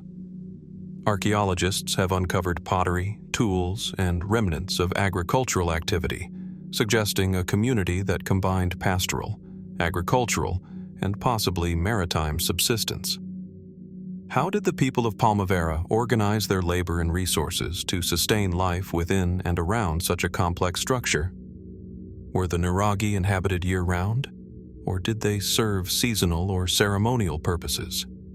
Could the act of constructing and maintaining such a monumental site itself have had ritual significance, a means of reinforcing community cohesion and cultural identity? The architectural layout of Palmavera hints at a sophisticated understanding of both function and symbolism. Circular towers, central courtyards, and interconnecting walls create a dialogue between interior and exterior space, allowing movement, observation, and perhaps surveillance. Some scholars suggest that the towers may have been aligned with natural features, or even celestial phenomena, linking the terrestrial with the cosmic. Could these structures have served as markers of the sun or moon, as points of orientation within the landscape, or as stages for ritual enactment? While definitive proof remains elusive, the possibility adds depth to our understanding of the site. Speculative interpretations extend beyond architecture into the social and spiritual dimensions of Nuraghe Palmavera. Some propose that the complex may have been a center for ceremonial or religious activity, where community members gathered to mark seasonal events, honor ancestors, or perform rites of passage. Others suggest the towers themselves symbolized power, territorial control, or social hierarchy, projecting authority across the landscape. The combination of domestic, defensive, and possibly ritual functions reflects a society capable of conceptualizing space in layered ways, merging practical concerns with symbolic and cultural meaning. The enduring mystery of Palmavera is amplified by its location. Set against the dramatic backdrop of Sardinia's coastline, the site is exposed to wind, sun, and salt-laden air, yet its stone towers have withstood millennia of erosion. The interplay between human construction and natural environment is striking. The builders harnessed the landscape for protection, visibility, and possibly spiritual resonance, integrating their structures seamlessly into the terrain. What role did the surrounding hills, valleys, and coastline play in the site's significance? How did the inhabitants perceive their environment, and how did this perception shape the architecture itself? Walking through the remains of Nuraghe Palmavera today, one senses a dialogue between past and present. Narrow corridors wind between towers, leading to courtyards where families may have gathered, children played, and rituals were observed. Every stone bears silent witness to labor, intention, and imagination. The site embodies a balance between permanence and adaptability, a design that accommodates human activity while commanding respect for its scale and presence. Yet, despite its apparent clarity, many aspects of its use and meaning remain elusive, inviting interpretation rather than providing certainty. Comparisons with other nuraghe and contemporary structures across Europe and the Mediterranean deepen the mystery. While Palmavera shares features with other Sardinian nuraghe, each site is unique in layout, scale, and context. Some nuraghe appear more defensive, others more residential, yet all convey remarkable technical skill and social complexity. How did the people of Sardinia conceive these structures? Were they inspired by functional needs, spiritual beliefs, or a combination of both? And what cultural knowledge, passed across generations, enabled the construction of towers that could endure for thousands of years without mortar, surviving wind, rain, and the shifting earth? The layered complexity of Nuraghe Palmavera, its combination of defensive, domestic, and symbolic spaces, reminds us that prehistoric societies were capable of sophisticated planning, nuanced social organization, and intentional engagement with their environment. Like Biskupin's wooden streets, Carahunge's stone alignments, or Tal Banat's monumental mounds, Palmavera challenges modern assumptions about prehistoric life. It demonstrates that early societies could conceive of space, labor, and meaning on a scale that rivals civilizations that followed, leaving behind monuments that continue to provoke curiosity and awe. Yet, for all we can reconstruct, Nuraghe Palmavera retains its secrets. What rituals, daily practices, or social hierarchies shaped life within its walls? How did the people relate to the towers, the courtyards, and the surrounding landscape? And what knowledge, lost to time, informed the design and enduring resilience of these remarkable structures? As the wind whispers through the remaining stones, we are reminded that prehistoric monuments are more than artifacts of labor. They are vessels of human thought, imagination, and aspiration, inviting us to listen, observe, and wonder. Nuraghe Palmavera endures not merely as a collection of stone towers, but as a testament to human ingenuity, perception, and cultural depth.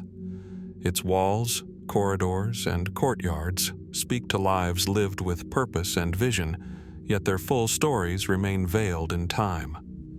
Standing amid the ruins, we are compelled to ask, what layers of meaning, intention, and belief lie hidden within the stone, waiting for those willing to engage with the silent witness of history? From the rugged towers of Nuraghe Palmavera, our journey continues southward across the Mediterranean to the sun-bleached limestone cliffs of Malta, where the prehistoric temple complex of Ħaġar Qim emerges as a testament to human ingenuity and spiritual ambition. Perched dramatically on a ridge overlooking the sea, the site's megalithic stones rise from the earth like silent guardians, weathered by millennia yet commanding presence over the surrounding landscape. From afar, the stones appear almost sculpted by the wind itself, their surfaces smoothed and rounded, their arrangements deliberate, creating a harmony of mass, alignment, and orientation that hints at a purpose beyond the merely structural. Constructed between roughly 3,600 and 2,500 BC, Ħaġar Qim is among the earliest monumental structures in the Mediterranean. Unlike defensive fortifications or purely domestic settlements, this complex conveys an unmistakable ceremonial character. Its architecture consists of a series of interconnected temples, comprising circular and oval chambers formed by massive megaliths, sometimes weighing several tons each. The passageways between chambers, carefully laid out in curving alignments, suggest movement designed to guide visitors through spaces imbued with meaning, perhaps leading them from the profane toward the sacred, from the everyday into ritual experience. One of the most striking aspects of Ħaġar Qim is its integration with the natural environment. The temple's positioning on a ridge allows for commanding views of the surrounding plains and the sea beyond. The builders clearly understood the relationship between location, orientation, and perception. Some stones appear aligned to celestial events, such as solstices, while others frame specific points on the horizon, drawing the eye toward sunrises, sunsets, or distant topographical features. Could these alignments have marked agricultural cycles, religious festivals, or astronomical observation? Or were they intended to evoke awe, guiding the mind toward contemplation of forces beyond human control? The stones themselves, silent yet evocative, leave these questions unanswered, inviting observation rather than explanation. Excavations have revealed complex construction techniques, including carefully fitted corbelling, stone platforms, and carvings that suggest symbolic or ritual significance. Among the artifacts recovered are small statues, decorated pottery, and remnants of altars, hinting at a society capable of both abstract thought and technical execution. Particularly fascinating are the so-called fat lady figurines, thought to represent fertility, and altars with basins that may have been used for offerings or libations. Each discovery points to a culture deeply engaged with ritual, spirituality, and the human relationship to both nature and the cosmos. Yet Ħaġar Qim retains profound mysteries. The sheer size and weight of the megaliths and the precision with which they were erected suggest careful planning, considerable manpower, and possibly sophisticated tools or techniques, the details of which remain elusive. How did a society without written records or metal tools achieve such feats of engineering? Were there specialized builders, priests, or planners coordinating the construction? And what motivated them to create such permanent and labor-intensive monuments? These questions underscore the sense of wonder and speculation that surrounds all megalithic constructions. The spatial organization of Ħaġar Qim hints at a layered understanding of human interaction with space. Curved walls create corridors and chambers that may have guided movement in a ritual sequence, suggesting that the experience of entering, moving through, and exiting the temple was as meaningful as the objects placed within it. Could this choreography of movement have served to prepare participants for ceremonies, meditation, or initiation? Were the spatial transitions intended to evoke spiritual ascent, reflection, or connection with natural and celestial cycles? While interpretation is speculative, the arrangement itself conveys intention, planning, and profound symbolic awareness. Speculative interpretations extend to the broader role of the site. Some researchers propose that Ħaġar Qim, along with other Maltese temples like Mnajdra and Tarxian, served as centers of social cohesion, where communities gathered to perform rites of passage, celebrate seasonal cycles, or venerate ancestors. Others suggest an astronomical function, with alignments marking solstices and equinoxes, linking human activity with celestial rhythms. Could the site have functioned as both a sacred theater and a cosmological instrument, uniting spiritual practice with practical observation? The absence of definitive written records allows multiple interpretations to coexist, adding to the sense of mystery that defines the site. The relationship between Ħaġar Qim and its surrounding environment is particularly evocative. Situated atop limestone ridges, the temple overlooks valleys, cliffs, and the distant Mediterranean, creating a dialogue between human construction and the natural world. The interplay of light and shadow across the megaliths, the reflection of the rising or setting sun, and the proximity to seasonal winds and weather patterns suggest that the builders were attuned to the rhythms of their environment, integrating observation, experience, and meaning into the design of their sacred space. How did the ancient Maltese perceive these relationships, and how did this awareness shape their conception of ritual, community, and the cosmos? Walking among the stones today, one senses a profound continuity with the people who built the temple thousands of years ago. The grooves in the rock, the carefully fitted blocks, and the altars and basins speak of human labor, devotion, and imagination. Yet much remains unknown. The exact nature of ceremonies, the specific deities or forces revered, and the cultural narratives that informed every placement and alignment are lost to time. Each stone, each chamber, each alignment stands as a silent testament to a people who sought to connect earth, sky, and human intention in ways that still inspire awe. Comparisons with other prehistoric structures around the world, such as the Nuraghe of Sardinia, Chankillo in Peru, and Carahunge in Armenia, reveal recurring themes of labor, observation, and ritual. Ħaġar Qim is unique in its scale, craftsmanship, and integration with the landscape. Yet it participates in a global narrative of prehistoric societies striving to impose order, meaning, and transcendence upon the natural world. Across continents and millennia, humans have sought to mark their presence, honor the unseen, and align themselves with the cosmos. And Ħaġar Qim remains one of the clearest and most compelling examples of this impulse. And yet, despite centuries of study and preservation, the site continues to provoke questions. How were the stones transported, erected, and arranged with such precision? What spiritual, astronomical, or social knowledge guided their placement? And what aspects of their purpose and meaning are lost to us forever, hidden in the silence of millennia?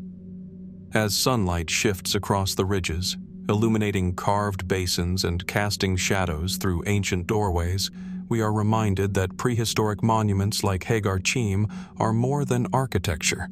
They are the echoes of human imagination, curiosity, and devotion, calling us to reflect on the ingenuity, determination, and mystery of those who came before. Ħaġar Qim endures not merely as a collection of megaliths, but as a testament to human intention, perception, and connection to the world. Its stones, alignments, and chambers invite us to witness the past, contemplate the unknown, and wonder at the enduring legacy of prehistoric societies who, without written language, transformed stone into a language of awe, ritual, and meaning. Standing amid the weathered monuments today, we are compelled to ask, what still lies hidden in their arrangement? What knowledge and belief remains encoded in their design? And what can we, thousands of years later, truly grasp of the vision that brought Ħaġar Qim into being? From the sun-bleached ridges of Ħaġar Qim, our journey along Malta's prehistoric landscape brings us to a site that complements and deepens the enigma of its neighbor, Mnajdra.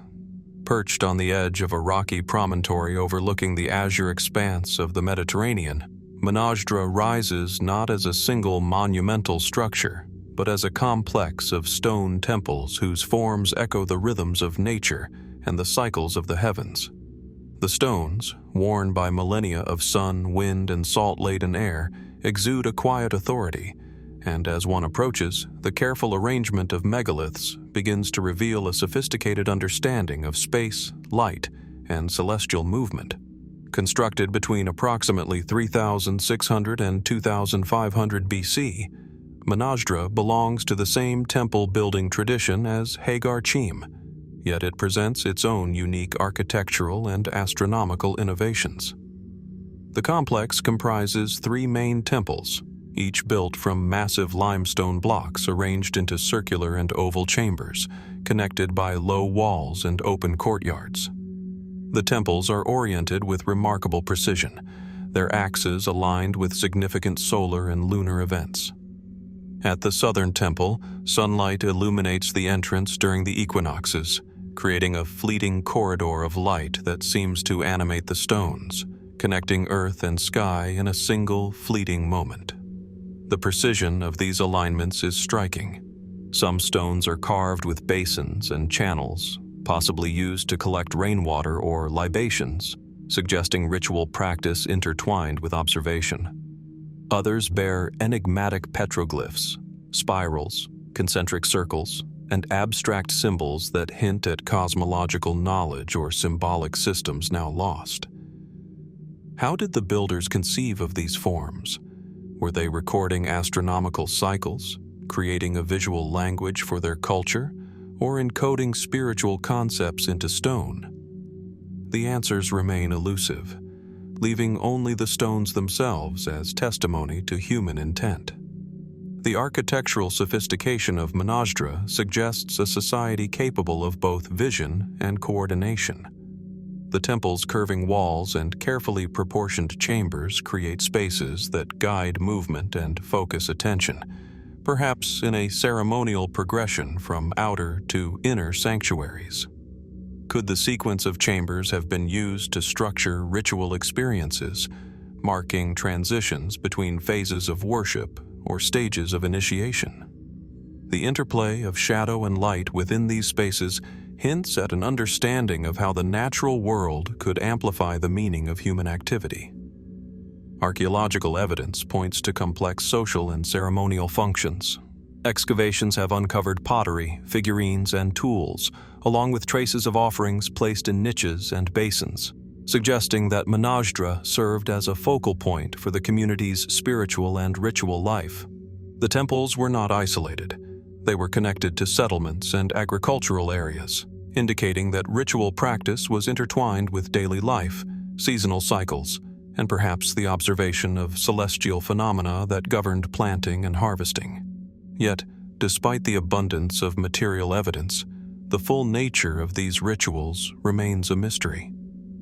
What beliefs and cosmologies underpinned the careful placement of stones? How were the ceremonies conducted, and who guided them? Speculative interpretations deepen the sense of wonder. Some scholars suggest that Mnajdra functioned as a solar observatory, marking the solstices, equinoxes, and other celestial events that structured the rhythm of life.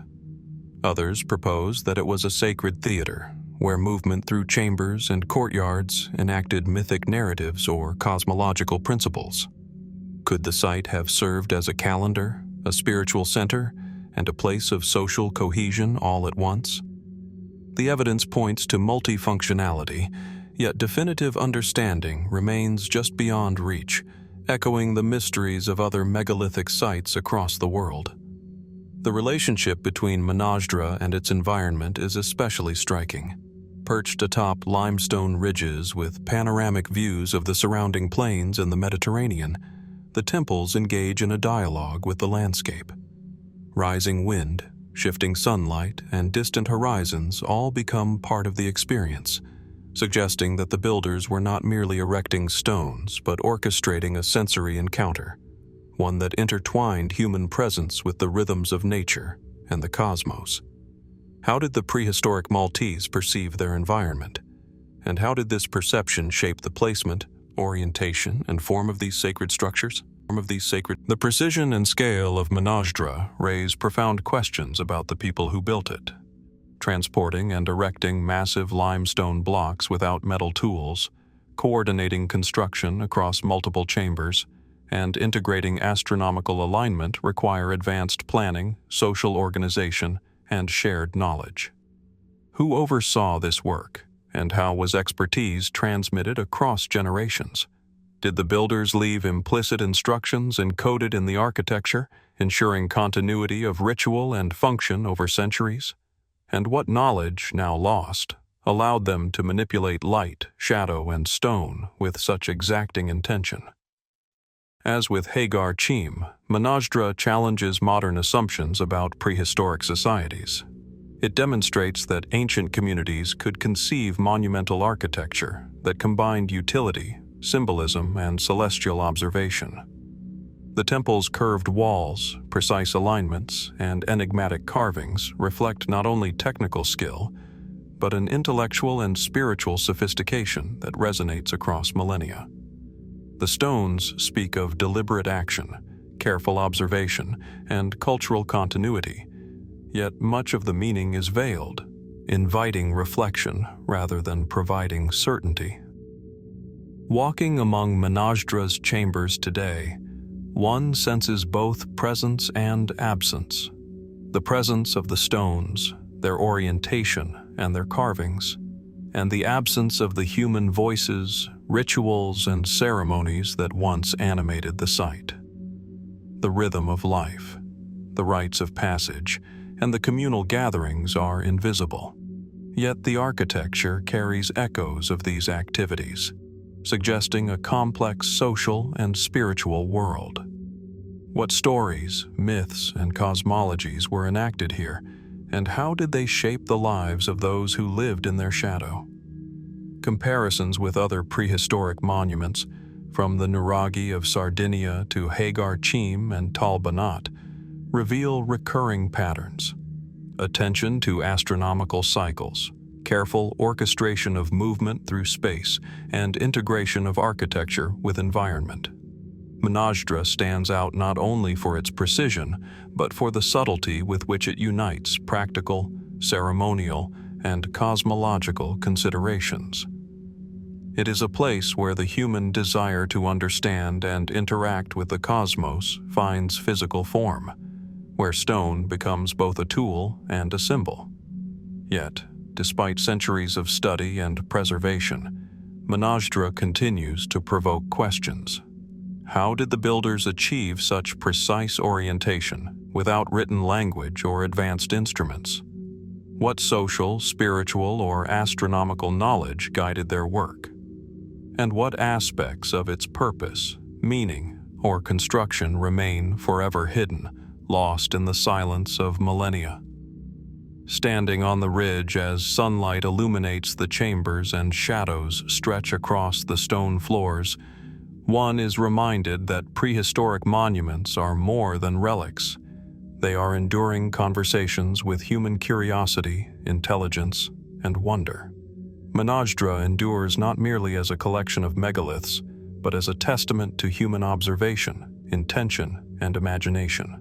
Its chambers, carvings, and alignments invite us to witness a world shaped by ritual, celestial awareness, and communal vision.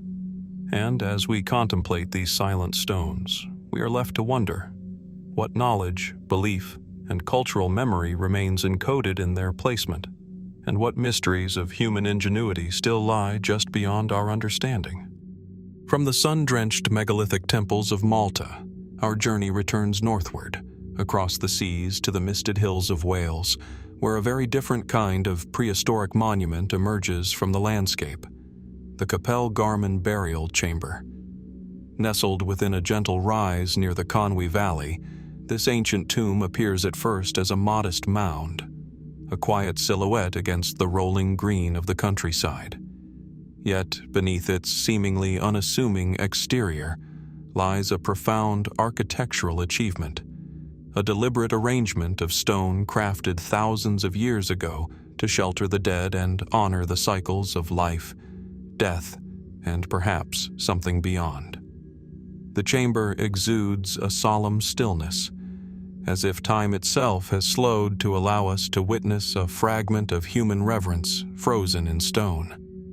Capel Garmon dates to approximately 3000 to 2500 BC, placing it within the broader European tradition of Neolithic passage tombs and burial chambers. Unlike domestic settlements or ceremonial temples, its primary function appears funerary, yet the structure demonstrates a careful integration of engineering, symbolism, and possibly ritual practice. The chamber consists of massive upright stones, capped by horizontal slabs to form an enclosed space, originally covered by an earthen mound that has partially eroded over time. Within this interior, the alignment of stones, the dimensions of the chamber, and the placement of smaller stones along its passage suggest meticulous planning, an understanding of balance and durability, and an attention to proportions that evoke both awe and contemplation. The interior of Capel Garmon is haunting in its simplicity. Standing inside, one can feel the weight of history pressing from every wall, every lintel. The space is narrow, intimate, almost claustrophobic, yet it allows for movement, reflection, and ritual practice. Archaeologists have uncovered pottery shards, flint tools, and fragments of human remains, providing evidence of the chamber's funerary use. These artifacts hint at a culture deeply concerned with the afterlife and the care of the deceased, yet the exact rituals, beliefs, or cosmologies of those who built the tomb remain obscured by time. How did they perceive death, and what did the act of burial signify within their understanding of existence and the natural world? The construction of Capel Garmon raises questions about prehistoric knowledge and ingenuity. The enormous stones, some weighing several tons, were quarried, transported, and erected without the benefit of metal tools or wheeled vehicles. The precision with which the upright stones were positioned and the lintels balanced on top indicates a sophisticated understanding of mechanics, leverage, and collaboration. How many hands, how many minds coordinated over what period to raise these monoliths? Were there specialists in construction and ritual, or did the community act collectively in a shared effort of devotion and remembrance? The stones themselves stand as mute witnesses to skill, labor, and social organization, yet they leave these questions tantalizingly open. The alignment and orientation of Capel Garmon suggests that its builders may have observed celestial patterns. Some researchers propose that the entrance and internal axes were aligned with the rising sun during solstices, or with specific lunar events, connecting the resting place of the dead with the cycles of the heavens. Could these alignments have served as a calendar for ceremonial activities, or as symbolic conduits linking life, death, and cosmic order? The precise intent is uncertain, but the possibility imbues the stones with a subtle, almost poetic resonance. The living, the dead, and the cosmos intertwined in architectural form. Speculative interpretations extend further into the spiritual and social dimensions of the tomb. Some suggest that Capel Garmon served not only as a burial place, but also as a site for initiation or ritual practice, where the community engaged with concepts of ancestry, mortality, and continuity. The narrow interior may have guided movement in symbolic ways, reflecting a journey from the outer world into sacred space, a transition from life to death, or from ignorance to understanding. Could the very act of entering the chamber have been part of a ceremonial narrative, a way for the living to connect with the unseen and the eternal? The The relationship between Capel Garmon and its surrounding landscape is equally compelling. The tomb occupies a gentle rise that allows a view of the Conwy Valley and surrounding hills, placing it in dialogue with the natural environment. In an era before urbanization, this choice of location was deliberate, elevated, visible, and integrated with the rhythms of the land.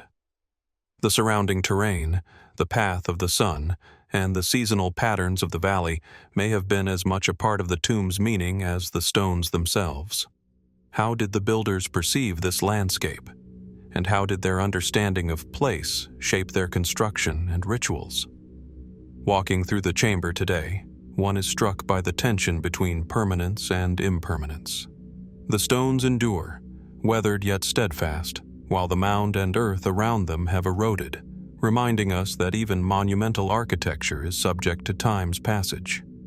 The interior space remains intimate, almost human-scaled, suggesting that the tomb was designed to accommodate careful, deliberate interaction, rather than simply to impress. Did those who entered the chamber hundreds of generations ago experience awe, fear, reverence, or contemplation? And what of the human lives interred within? How did their community honor memory, identity, and continuity through these stone walls? Comparisons with other Neolithic monuments across Europe, from the passage tombs of Ireland and Brittany to the chambered cairns of Orkney, highlight recurring patterns: precise construction, integration with landscape, attention to orientation, and the use of monumental stone to evoke permanence and sacredness. Yet Capel Garmon is distinctive in its intimacy and proportionality, blending grandeur with human scale, monumentality with reflection. How did these communities conceive of space, and how did the act of constructing tombs shape social cohesion, cultural memory, and spiritual understanding? Despite centuries of study, Capel Garmon retains its mysteries. How were the massive stones transported and raised with such precision? What rituals took place within its narrow chambers, and how did these practices evolve over generations? And what symbolic or spiritual knowledge guided its builders, knowledge now lost to time? The stones stand silent, offering clues but not answers, inviting reflection, contemplation, and wonder. Capel Garmon endures as more than a burial site. It is a dialogue across millennia, a testament to human ingenuity, reverence, and the desire to connect the earthly with the eternal. Its stones, corridors, and orientation evoke a culture attuned to mortality, memory, and the cycles of the natural world. As we stand within its chamber, tracing the grooves worn by ancient hands, we are reminded that prehistoric monuments are not merely relics.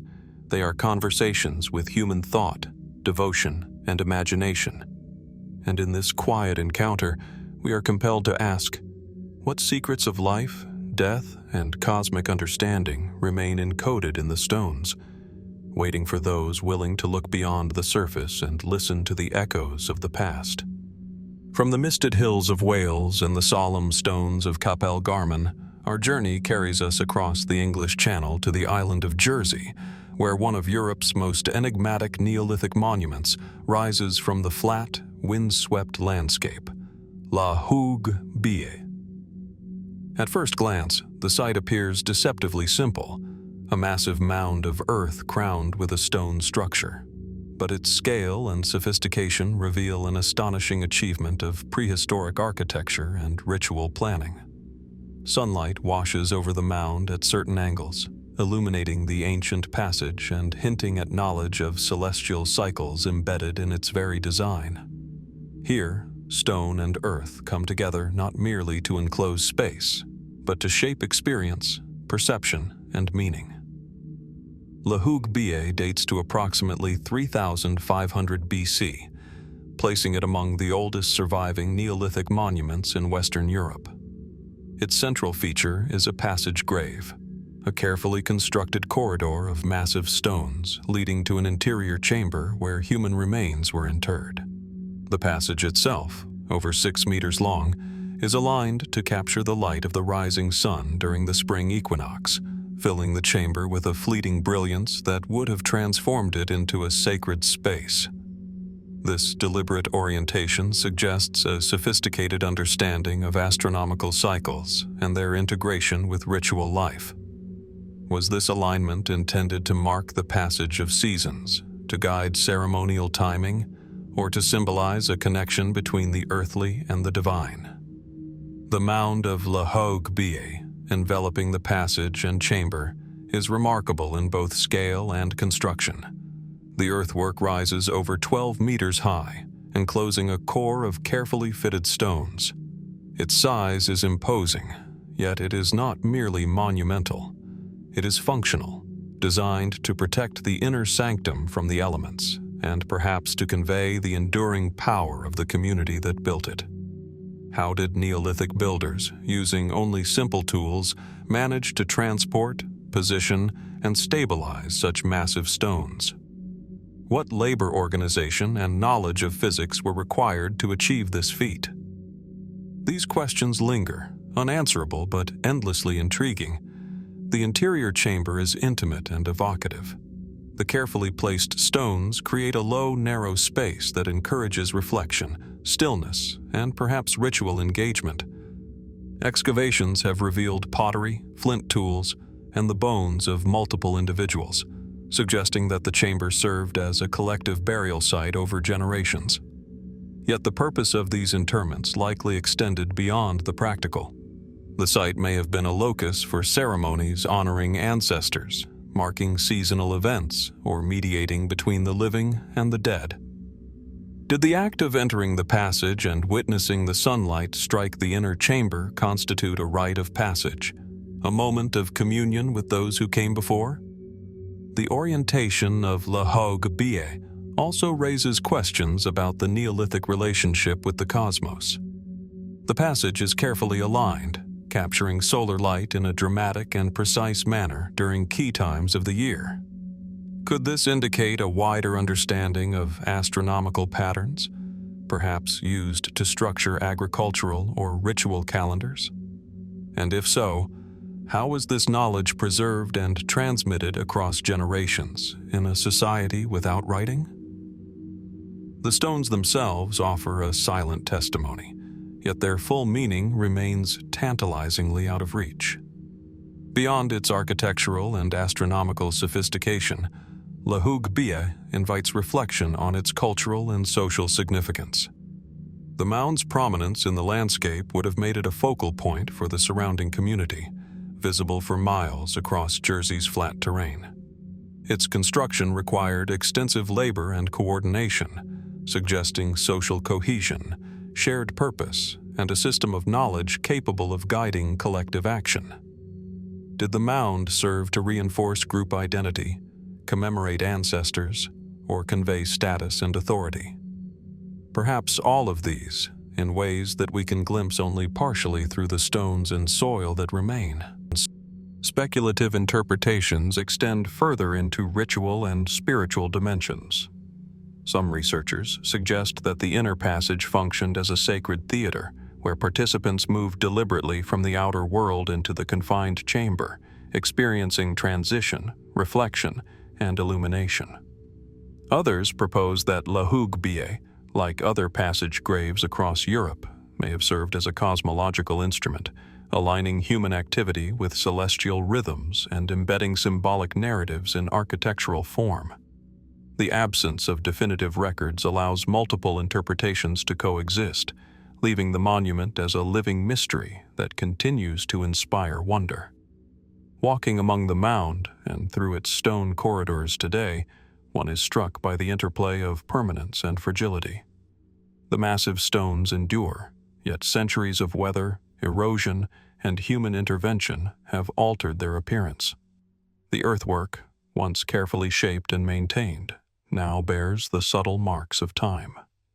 Yet in spite of these changes, the monument communicates across millennia, offering glimpses into the minds, beliefs, and practices of those who built it. Every carved edge, every axis of alignment, every measure of light and shadow is a message from the past, waiting for observation, contemplation, and interpretation. Comparisons with other Neolithic structures, from Capel Garmon in Wales to passage graves in Ireland and Brittany, reveal recurring motifs: careful orientation to celestial events, monumental construction, and an integration of ritual, social, and symbolic function. Yet Hougue Bie is distinctive in its scale, precision, and preservation. It embodies the convergence of human labor, observation of the natural world, and spiritual imagination, offering a powerful reminder of the sophistication of prehistoric societies. And yet, for all its clarity and form, Hougue Bie retains profound mysteries.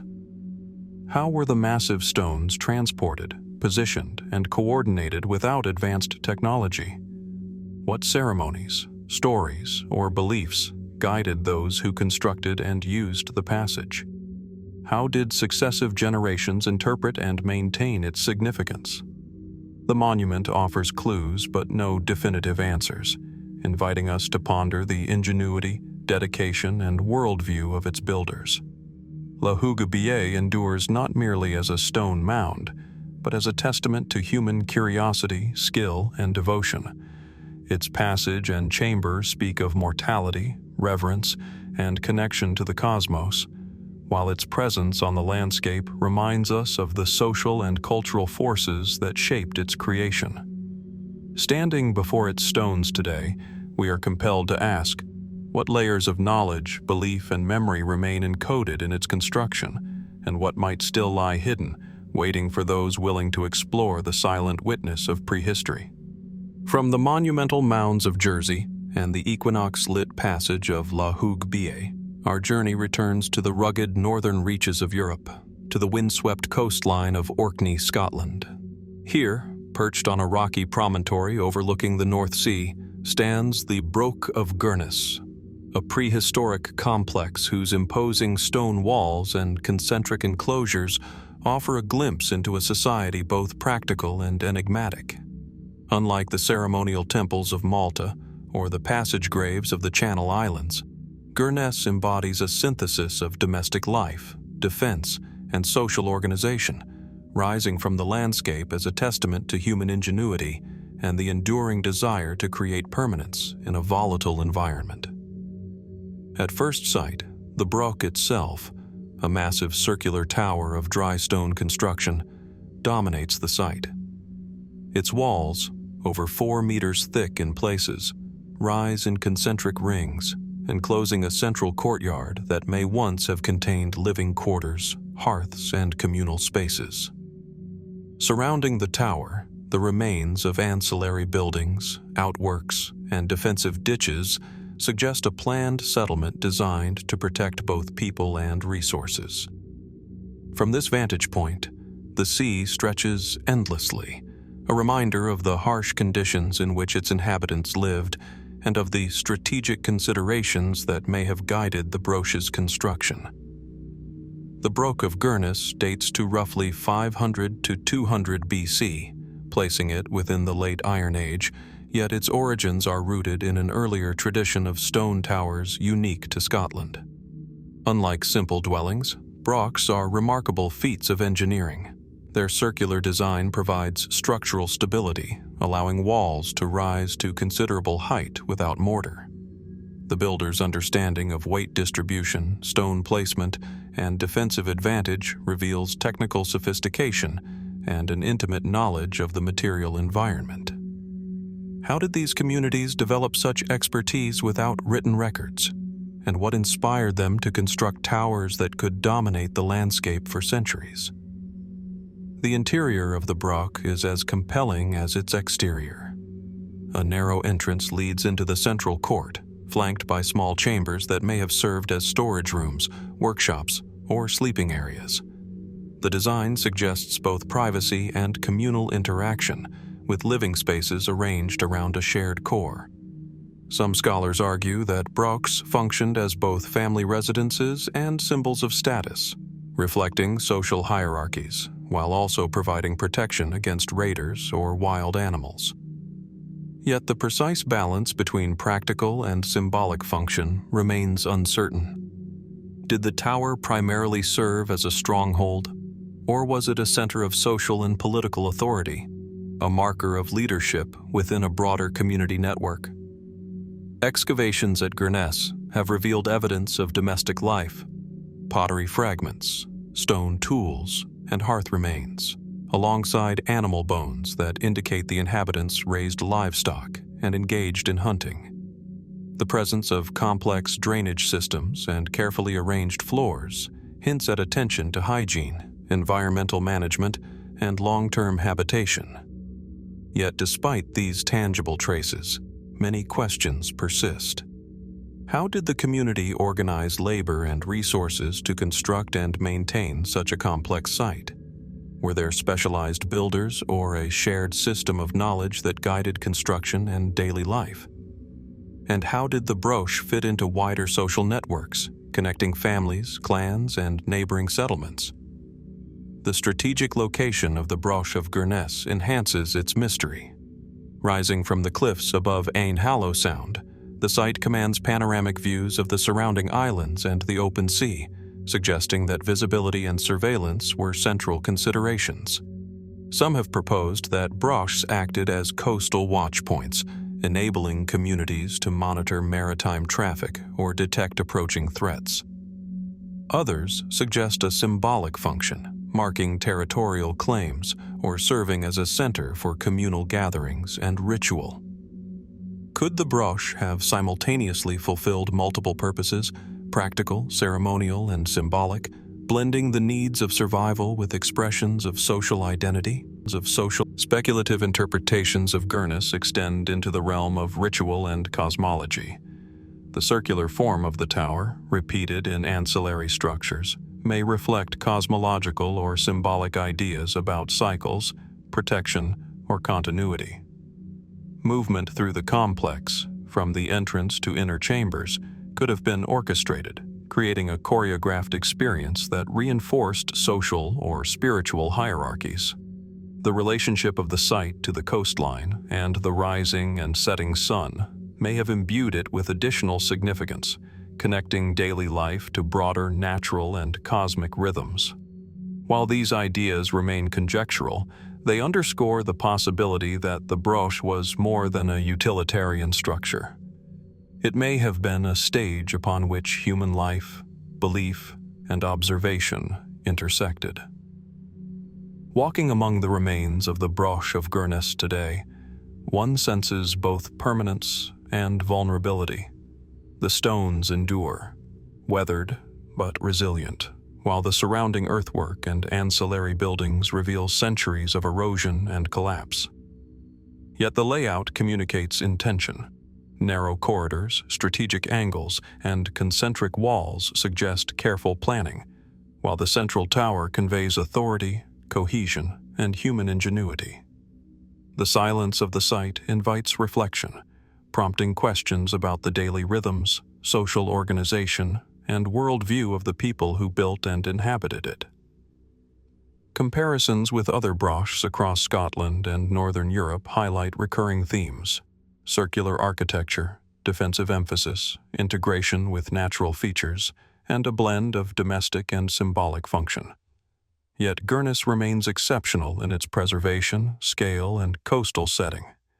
It embodies a society deeply attuned to its environment, capable of constructing monumental architecture that simultaneously accommodates human life, asserts social identity, and engages with the surrounding landscape.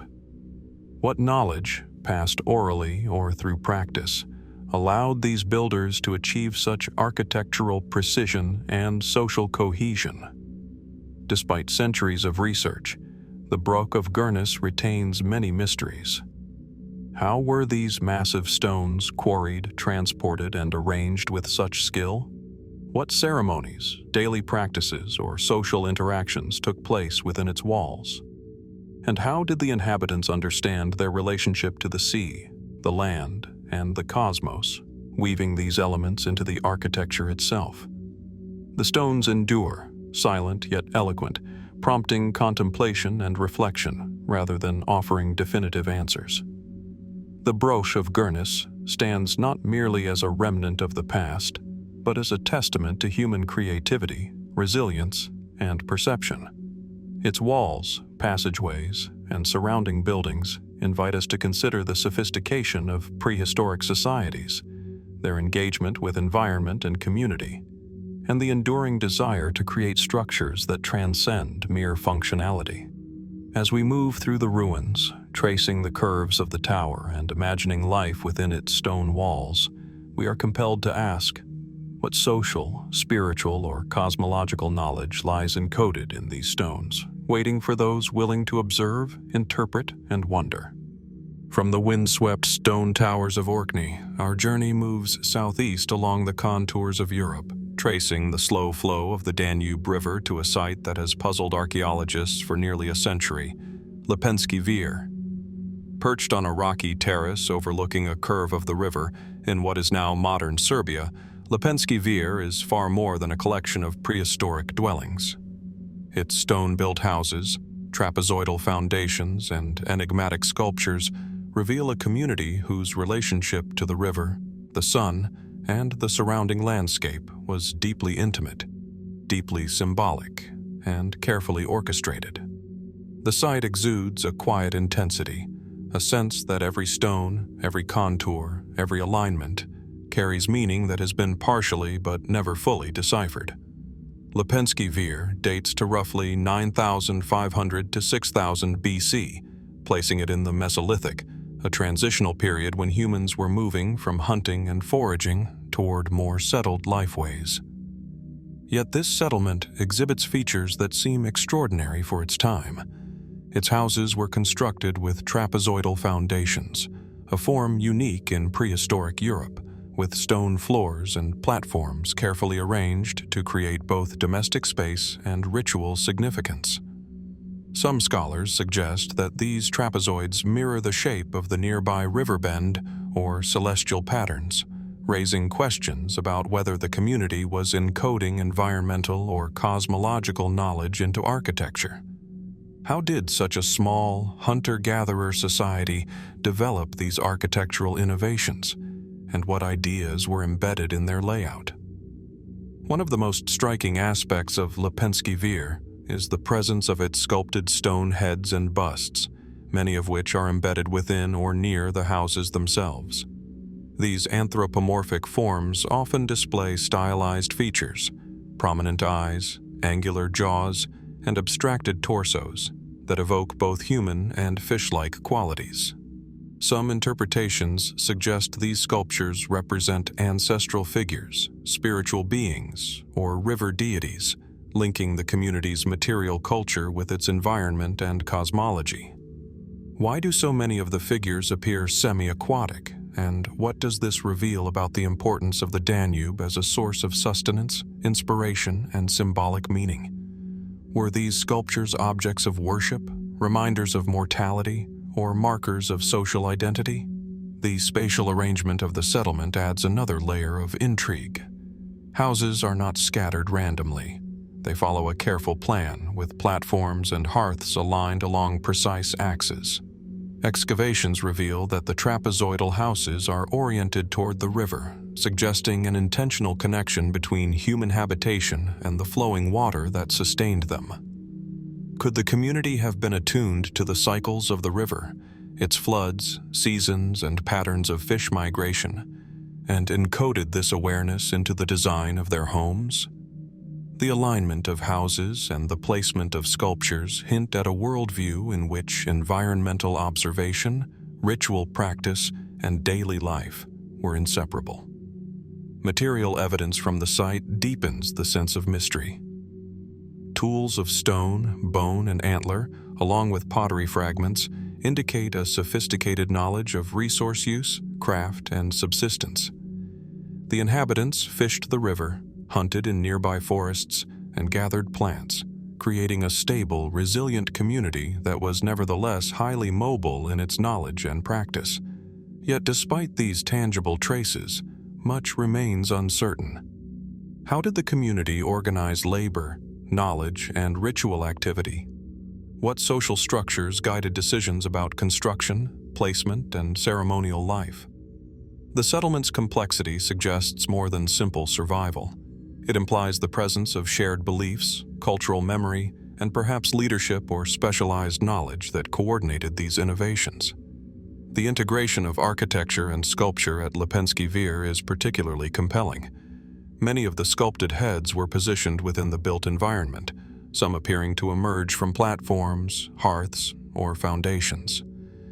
This interweaving of domestic and symbolic space suggests that daily life and ritual were inseparable. Did the inhabitants live alongside representations of ancestors or spiritual beings as a way of maintaining connection and continuity? Were these sculptures active participants in ceremonies, focal points of attention, or markers of thresholds between public and private, sacred and mundane? Their precise function remains speculative, yet their presence transforms the site from a settlement into a living expression of culture, belief, and imagination. Speculative theories extend further into the realm of astronomical and environmental observation. Some researchers propose that the trapezoidal houses and platforms were oriented to mark solar events, such as solstices, or to reflect patterns in the flow of the Danube. Could the settlement have functioned as a calendar of sorts, guiding fishing, hunting, or ritual practice in alignment with seasonal cycles? Others suggest that the sculpted forms embody a symbolic codification of ecological knowledge, combining human, aquatic, and celestial motifs into a coherent system of meaning. While these interpretations remain debated, they underscore the remarkable sophistication and intentionality of the settlement's creators. Walking among the foundations today, one senses both intimacy and monumentality. The low, stone-built platforms, carefully aligned hearths, and sculpted forms evoke a community that was simultaneously grounded and visionary.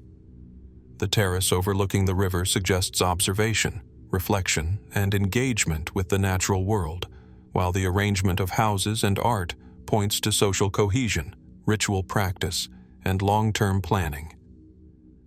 How did the inhabitants experience their environment on a daily basis? And how did their understanding of place shape the design of their homes and sacred spaces? What knowledge and wisdom guided these people in crafting a settlement that harmonized domestic life with symbolic meaning?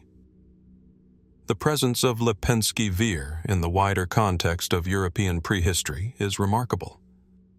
While contemporary societies often relied on temporary camps or simple structures, this community created permanent architecture with symbolic sophistication, integrating environmental observation, spiritual practice, and social organization. The settlement challenges assumptions about Mesolithic life, revealing an intelligence, imagination, and cultural depth that resonates across millennia. How did this society develop such a holistic worldview, and how was it transmitted to subsequent generations? What social and spiritual forces shaped these innovations, and what can they teach us about the interplay between humans and environment in prehistory?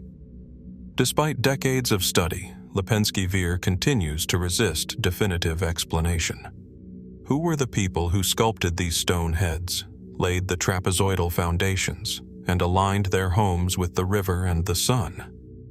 How did they perceive life, death, and the forces that governed the natural world? And what aspects of their knowledge, ritual, and social organization remain hidden, lost to the passage of millennia? The site speaks eloquently in silence, inviting us to observe, reflect, and wonder. Yet it offers no simple answers. Lepenski Vir endures as a testament to human ingenuity, observation, and imagination.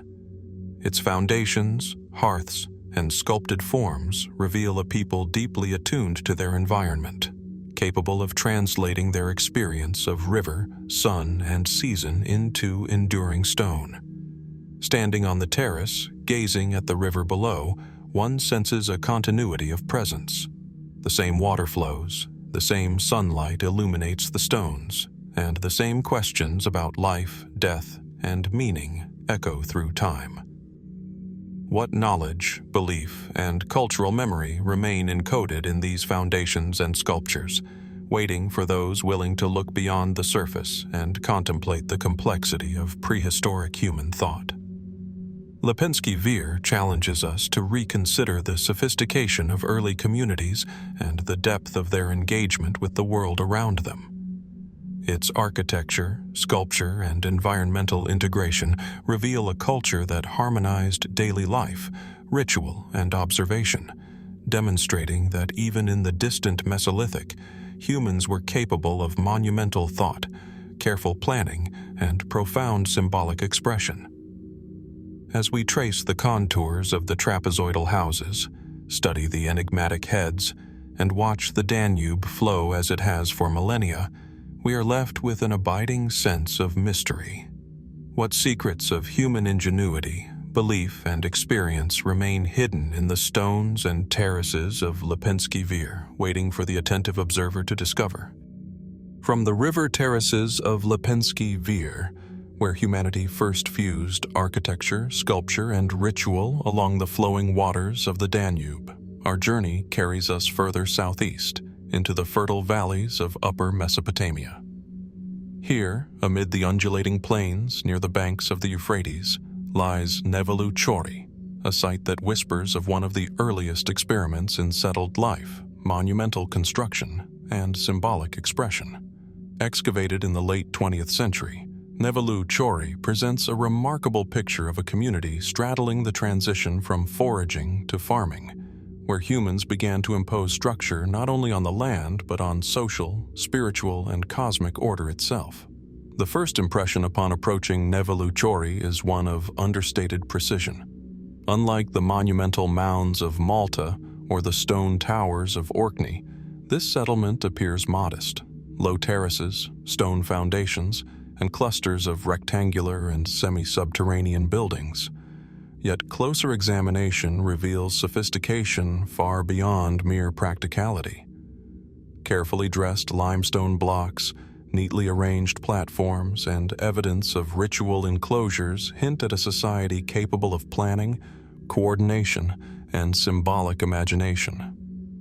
Each structure, each alignment, speaks of intention, an understanding that architecture could organize both space and human experience. Nevalı Çori flourished between approximately 8,400 and 8,000 BC, making it one of the earliest known examples of permanent settlement with monumental architecture in the region. The buildings were primarily rectangular, but their internal spaces often contained benches, platforms, and hearths arranged with careful symmetry.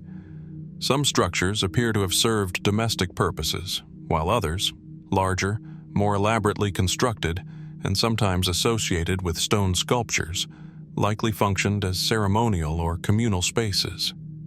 The duality of domestic and sacred suggests a society negotiating the practical necessities of life with the equally urgent human desire for meaning and connection. Among the most striking features of Nevalı Çori are its stone sculptures, some carved in bas-relief and others freestanding.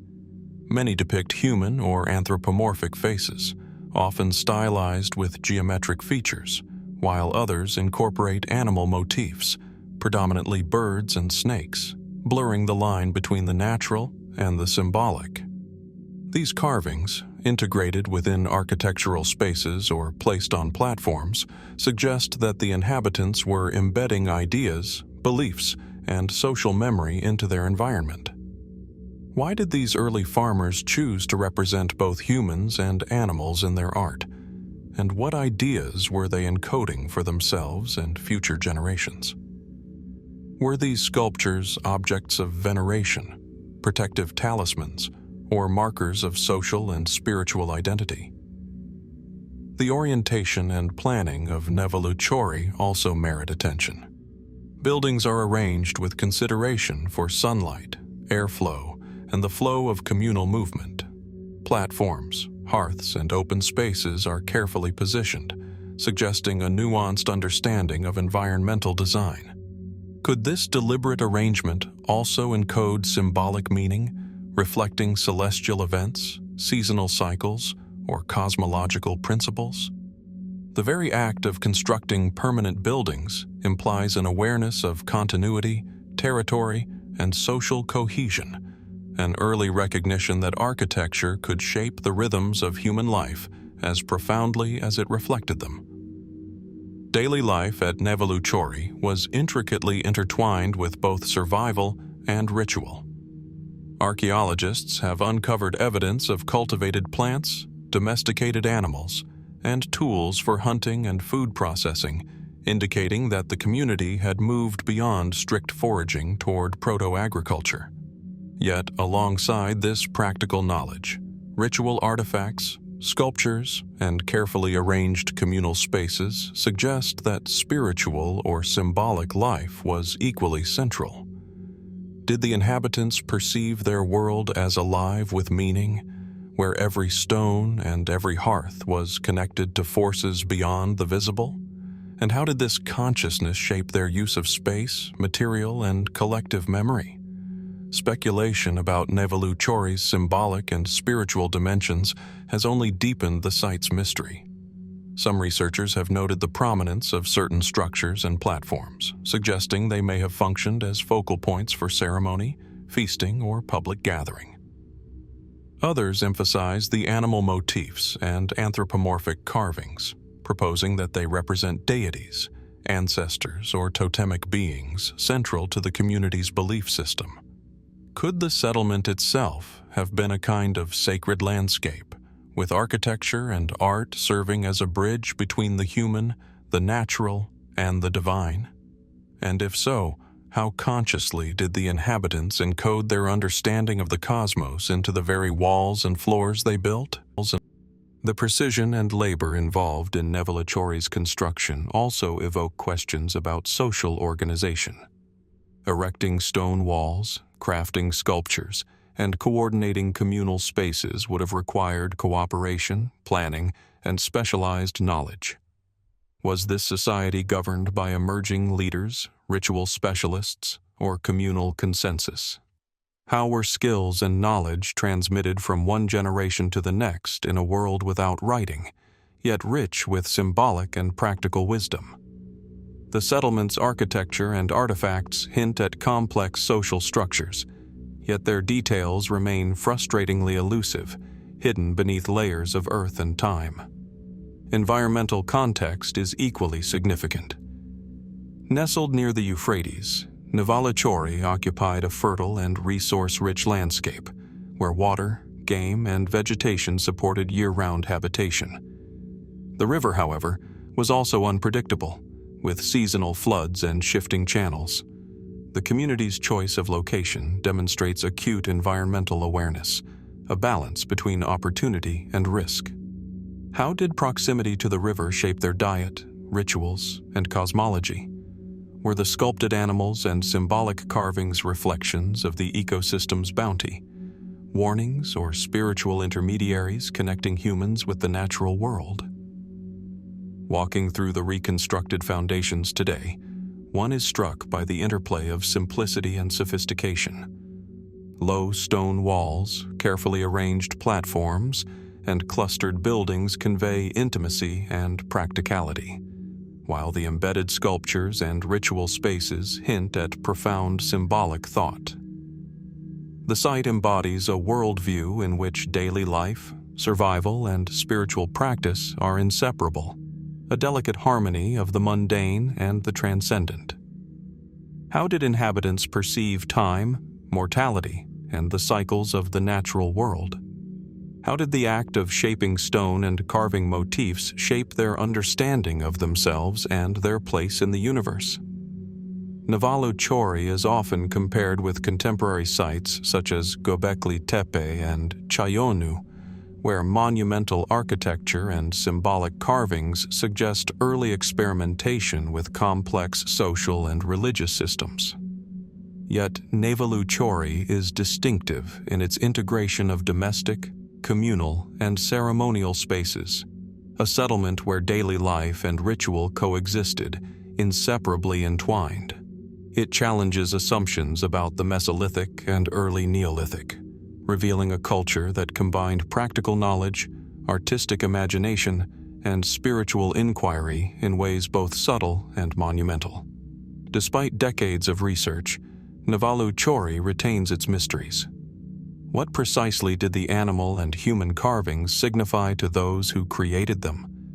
How did the inhabitants coordinate labor, knowledge, and ritual practice to build a community so sophisticated for its time? And how did their understanding of the river, the land, and the cosmos inform their architecture, social life, and spiritual beliefs? The settlement speaks through its stones and carvings, yet its language remains partially obscured, inviting reflection, speculation, and awe. Nevalı Çori endures as a testament to human ingenuity, imagination, and the early capacity to shape both the material and symbolic world. Its houses, platforms, and sculptures reveal a society deeply aware of its environment, its social networks, and the cycles of life that surrounded it. Standing amid the ruins, one senses the continuity of human curiosity, creativity, and reverence. The same river flows, the same sun illuminates the stones, and the same questions about existence, meaning, and knowledge echo across nearly 11 millennia. What remains encoded in the foundations, carvings, and spatial arrangements of Nevalı Çori, waiting for the attentive observer to perceive? And how much of humanity's earliest experiments in architecture, ritual, and symbolic thought remain hidden, silently challenging our assumptions about prehistoric intelligence?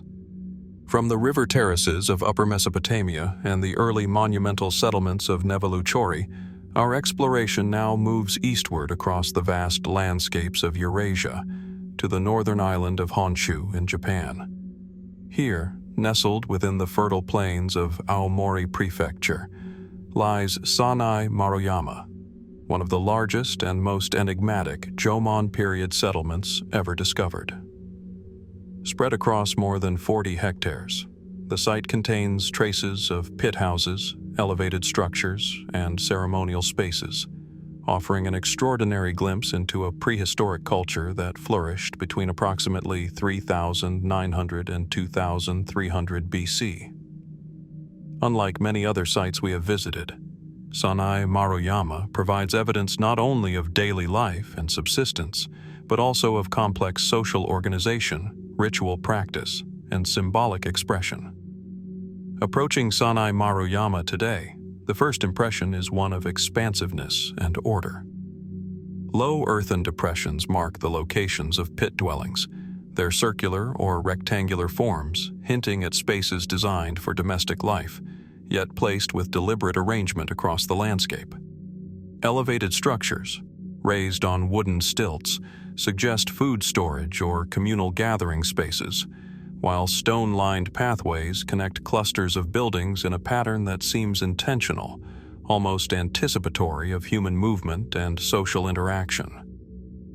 The settlement's layout conveys both functionality and a sense of ritual order, as though every path, every dwelling, every platform was placed with care and meaning.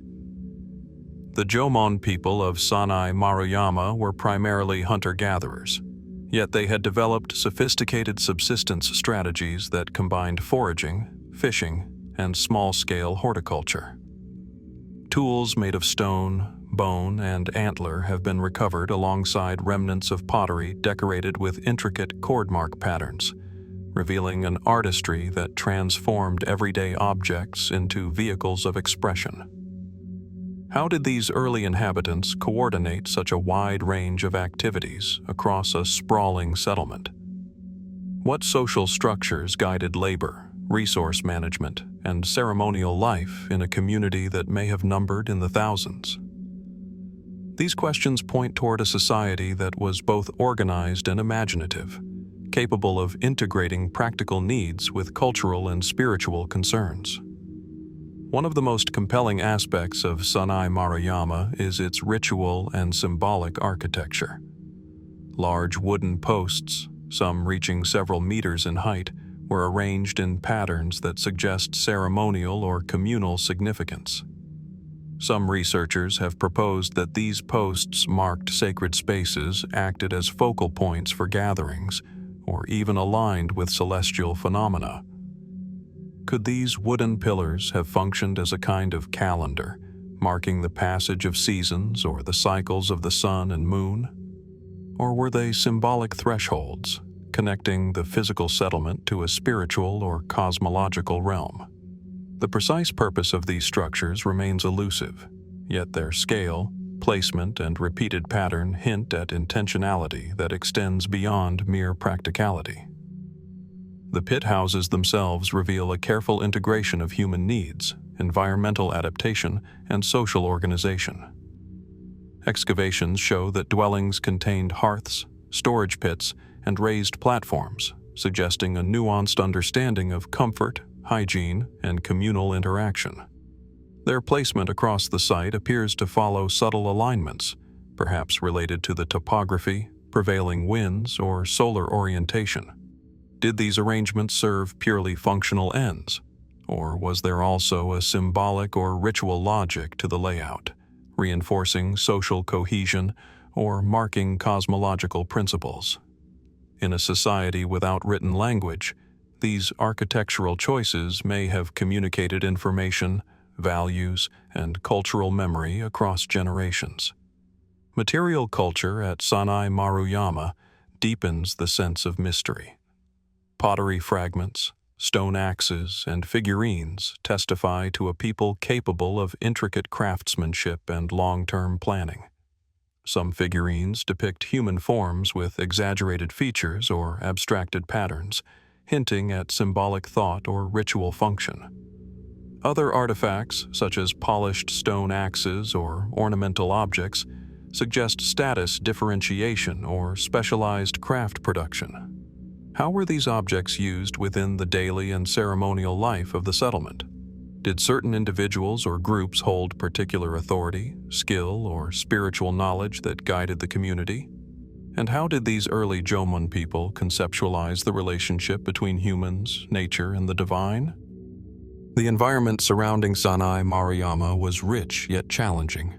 Rivers, forests, and coastal resources provided abundant sustenance, yet seasonal variation and climatic change demanded adaptation and foresight. The settlement's architecture demonstrates an intimate understanding of environmental conditions. Pit houses for insulation during cold months, raised structures for storage above damp soil, and carefully placed pathways to facilitate movement and drainage.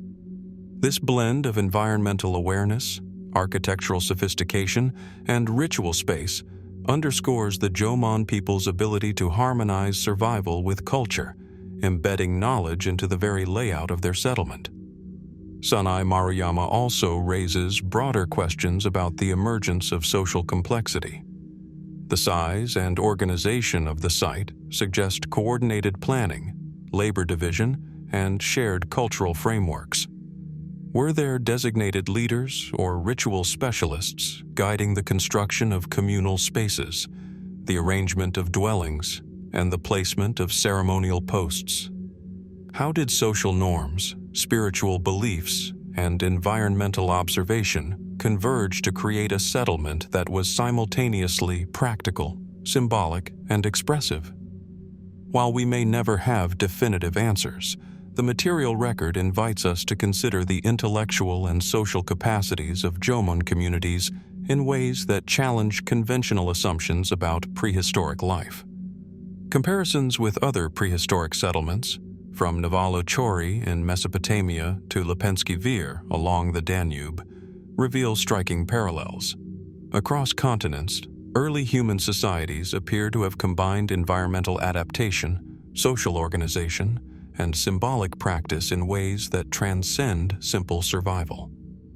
Sannai-Maruyama fits within this pattern, yet it is distinctive for the scale of its settlement, the integration of ritual and domestic spaces, and the sophistication of its material culture. Its combination of pit houses, elevated structures, ceremonial posts, and sculpted artifacts paints a picture of a society deeply invested in structuring both the practical and symbolic dimensions of life. Walking through the reconstructed site today, one senses the interplay of ordinariness and extraordinary intention. The depressions marking pit houses, the elevated platforms, and the ceremonial posts evoke the rhythms of daily life, the gathering of communities, and the enactment of ritual. At the same time, the scale of the settlement and the meticulousness of its construction hint at knowledge, coordination, and cultural memory that reaches beyond the immediate moment. How did the Jomon people experience time, community, and environment? How did they integrate the mundane and the sacred, shaping both the settlement and their understanding of the world? Despite decades of research, Sannai-Maruyama continues to hold mysteries.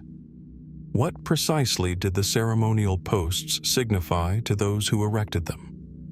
How were labor, knowledge, and ritual practice coordinated across such a vast settlement? And what cultural, spiritual, or symbolic knowledge remains hidden within the foundations, pathways, and artifacts of the site? The settlement speaks quietly through its ruins, inviting reflection, curiosity, and speculation rather than providing definitive answers. Sannai-Maruyama endures not merely as a prehistoric village, but as a testament to human ingenuity, imagination, and the capacity to shape the world intentionally. Its dwellings, elevated structures, and ceremonial posts reveal a society attuned to both environmental realities and symbolic expression, capable of harmonizing daily life with cultural, spiritual, and possibly cosmological concerns. Standing among the post holes, pit houses, and stone-lined platforms today, one senses continuity. The same wind sweeps across the plains, the same rivers nourish the land, and the same human desire to understand, to create, and to encode meaning persists. What remains hidden in the stones, soil, and spatial arrangements of Sannai-Maruyama, waiting to be perceived? And how much of humanity's earliest architectural, social, and symbolic experimentation is still quietly encoded in the landscapes we are only beginning to read? From the expansive plains of northern Japan and the meticulously organized settlement of Sannai-Maruyama, our exploration now turns further east to the fertile banks of the Yellow River in what is now modern China. Here lies Banpo, a Neolithic village that flourished around 4,500 to 3,750 BC, whose circular layout, earthen walls, and carefully arranged dwellings reveal one of the earliest examples of permanent, planned settlements in East Asia. Nestled along the river's meandering course, Banpo conveys a remarkable integration of daily life, communal organization, and ritual practice, offering a window into a world where humans were learning not only to survive, but to deliberately shape their environment. At first glance, Banpo appears deceptively simple. Earthen mounds and the remnants of circular and semi-subterranean dwellings suggest a modest village, yet closer examination reveals careful planning and sophisticated engineering. Houses were constructed with wooden frameworks, supported by post holes and wattle and daub walls, with floors often slightly sunken to regulate temperature and humidity. The village was enclosed by a protective ditch and palisade, indicating awareness of both environmental hazards and potential human threats. Even in this early society, the layout reflects foresight, social coordination, and an understanding of community needs. The circular arrangement of dwellings at Banpo is particularly striking. Unlike the rectangular or trapezoidal houses of Sannai-Maruyama or the linear arrangements of Mesopotamian settlements, Banpo's homes radiate from central communal spaces, creating a sense of cohesion and shared purpose. Central areas may have served for gatherings, ceremonies, or collective activities, hinting at an emergent communal identity. What prompted this particular geometric choice? Did the circular layout serve practical purposes, such as efficient circulation and defense, or was it symbolic, reflecting a cosmological or ritual worldview? Perhaps it was both, blending functionality with meaning in ways that remain difficult to reconstruct fully. Archaeological excavation of Banpo has uncovered a wealth of material culture, each artifact offering a fragmentary insight into daily life and social organization. Pottery vessels, often exquisitely decorated with cord mark patterns, indicate not only utilitarian use but also aesthetic sensibility and symbolic communication. Tools made of stone, bone, and antler reveal subsistence strategies encompassing agriculture, hunting, and fishing. Evidence of domesticated animals and cultivated millet suggests a community increasingly reliant on controlled food production. Yet within this practical framework, artifacts and features hint at spiritual and social dimensions beyond mere survival. Among the most compelling discoveries at Banpo are the graves and burial practices. Many inhabitants were interred beneath house floors, with grave goods including pottery, stone implements, and ornaments. Such burials imply a world view that connected domestic space, family life, and the afterlife, embedding memory and ritual within the architecture itself. Did these practices reflect ancestor veneration, protective rituals, or social hierarchy? How did these beliefs shape everyday activity, from the construction of houses to the cultivation of crops? The interweaving of domestic, practical, and spiritual life suggests a society deeply conscious of human existence within a broader natural and social order. The layout of the village also speaks to environmental awareness and resource management. The protective ditch surrounding Banpo not only served defensive purposes, but may have functioned in drainage, water control, or delineation of communal territory. Pit storage and semi-subterranean houses reveal an understanding of seasonal variation, climate, and food preservation. Such design choices indicate a sophisticated engagement with the landscape, where architecture, ecology, and human activity were inextricably intertwined. What knowledge, passed orally or through practice, allowed the inhabitants of Banpo to integrate engineering, subsistence, and communal life so effectively? Speculation about the symbolic dimensions of Banpo further deepens its mystery. Pottery motifs often feature geometric patterns, spirals, and abstract designs, hinting at cosmological or spiritual significance.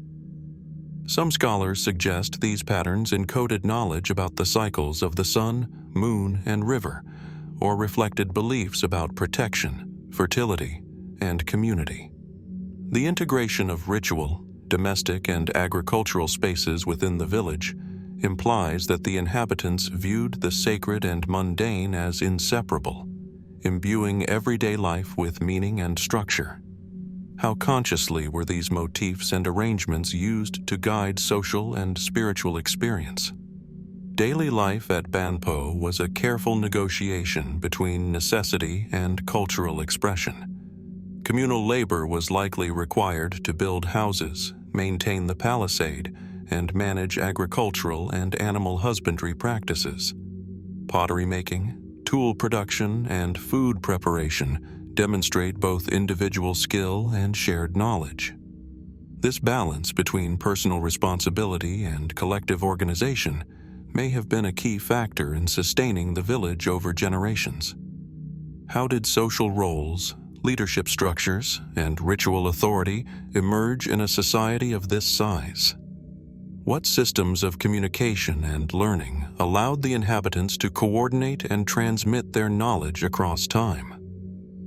Banpo's significance extends beyond its local environment. It is part of a broader narrative of Neolithic innovation in East Asia, linking the development of permanent settlements, agriculture, and symbolic expression across the Yellow River Basin and beyond. Comparisons with contemporary settlements in Japan, Mesopotamia, and the Near East reveal recurring themes: the emergence of planned settlements, the integration of ritual and daily life, and the encoding of environmental and cosmological knowledge into architecture. Yet Banpo is unique in its circular plan, the extensive preservation of dwellings, and the evidence of highly organized communal and ritual space. Standing amid the reconstructed dwellings today, one can imagine the rhythms of life: children playing in central courtyards, families tending crops and livestock, artisans shaping tools and pottery, and communal gatherings around ceremonial fires. The combination of domestic, defensive, and symbolic spaces conveys a society negotiating survival, identity, and belief with subtlety and sophistication. How did the inhabitants experience time, community, and the cycles of nature? How did the architecture of Banpo shape daily life, social interaction, and ritual practice? Despite extensive research, Banpo retains many enigmas. Why was the village circular rather than linear? What precisely did the pottery patterns signify to the inhabitants? How were labor, ritual, and social coordination organized to sustain a settlement of this size and complexity? The site speaks in fragments: stone, earth, and clay. But its full story remains partially obscured, inviting reflection, imagination, and wonder. Banpo endures as a testament to human ingenuity, foresight, and the desire to impose order and meaning upon the world. Its dwellings, palisade, and ceremonial spaces reveal a culture deeply attuned to the land, to communal life, and to symbolic thought. As we trace the circular pathways, examine the pottery, and contemplate the integration of ritual and domesticity, we are reminded of the continuity of human curiosity and creativity. What knowledge, belief, and social practice remains embedded in the foundations, pathways, and artifacts of Banpo, quietly waiting for attentive observers to perceive? And how much of humanity's earliest experiments in settlement, ritual, and symbolic life still lie hidden beneath the soil, silently shaping our understanding of the past? From the river plains of northern China and the carefully planned circular village of Banpo, our journey of prehistoric ingenuity now carries us across continents, high into the rugged Andes of Peru, where the Chavín culture flourished thousands of years ago. Nestled in a narrow mountain valley at an elevation of more than 3,000 meters, Chavín de Huántar stands as one of the most enigmatic and architecturally sophisticated sites of the pre-Columbian Americas. Unlike the open, sprawling settlements of Banpo, Chavín rises amid steep slopes and fast-flowing rivers, a compact, deliberate construction of stone and subterranean passageways that hints at both technical mastery and spiritual intent. Approaching the site today, one is immediately struck by the interplay of the natural and the constructed. Massive stone terraces, platforms, and plazas are seamlessly integrated with the contours of the valley, while intricate networks of canals and drainage channels reveal an advanced understanding of hydrology and engineering. The movement of water through the site, controlled and harnessed, transforms the soundscape into a deliberate sensory experience. The rush of water echoing through hidden tunnels, perhaps amplifying ritual sounds or creating an otherworldly atmosphere. It is as if the very landscape has been sculpted to speak to the human experience, blending the physical and the symbolic in ways that continue to provoke awe. Chavín de Huántar emerged as a major ceremonial and religious center around 900 to 200 BC, though its roots likely stretch even further into the early formative period. The site's architecture is characterized by complex stone structures, including plazas, sunken courts, stairways, and corridors, often built with precisely cut granite and limestone. Yet what sets Chavín apart is not merely its scale or craftsmanship, but the integration of art, symbolism, and environment. Stone carvings, from the famous Lanzon deity to feline, serpent, and bird motifs, are embedded in walls, staircases, and plazas, conveying a visual language that is both esoteric and commanding. These images speak to a society capable of abstract thought, ritual expression, and long-term planning, yet their full meaning remains elusive. The subterranean galleries of Chavín are perhaps the most mysterious feature of the site. Narrow tunnels and hidden chambers run beneath plazas and ceremonial spaces, allowing movement and observation away from the open eye of the community. Some tunnels direct the flow of water, Others may have been designed to carry sound or even create acoustic effects during ritual activity. These underground spaces suggest a sophisticated understanding of sensory experience, perception, and possibly altered states of consciousness. Were the inhabitants using architecture to manipulate light, sound, and space in ways that facilitated ritual, spiritual insight, or social cohesion? And if so, how consciously were these effects designed and experienced by participants? The lanzon, a carved stone pillar housed within a central gallery, embodies the spiritual and artistic complexity of Chavín. Depicting a human-animal hybrid with intricate detailing, it likely functioned as a focal point of ritual observance, where priests, shamans, or community members engaged with ideas of cosmology, transformation, and divine authority. Surrounding reliefs and carvings echo the themes of the central deity, reinforcing symbolic networks across the site. Yet, despite careful study, the exact beliefs and rituals associated with the lanzon remain largely speculative. What did these figures signify to the Chavín people? Were they protective spirits, cosmological maps, guides for initiation, or markers of social hierarchy? Water management at Chavín de Huántar also reveals remarkable technical ingenuity.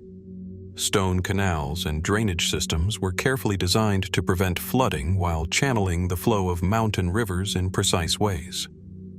Some scholars suggest that the sound of rushing water through these conduits may have created auditory effects during ceremonies, enhancing the sensory intensity of ritual experience. Could these hydraulic designs have been intended to inspire awe, convey divine presence, or alter perception? The blending of engineering and spiritual function reflects a culture in which practical skill and sacred purpose were inseparable. Artistic expression at Chavín extends beyond stone into ceramics, textiles, and metalwork, all featuring recurring motifs of duality, transformation, and power. Felines, serpents, jaguars, and birds dominate visual culture, suggesting a symbolic system that connected humans with the forces of nature and the supernatural. How did this symbolism guide daily life, social structure, and ritual behavior? Were these motifs merely decorative, or did they encode knowledge, authority, and cosmology in ways that only insiders could fully understand? The interplay of art, architecture, and environment at Chavín demonstrates a sophisticated cognitive and cultural complexity that challenges assumptions about prehistoric societies. The organization of space within Chavín de Huántar is also striking. Plazas, terraces, and ceremonial areas are positioned to facilitate movement, observation, and participation.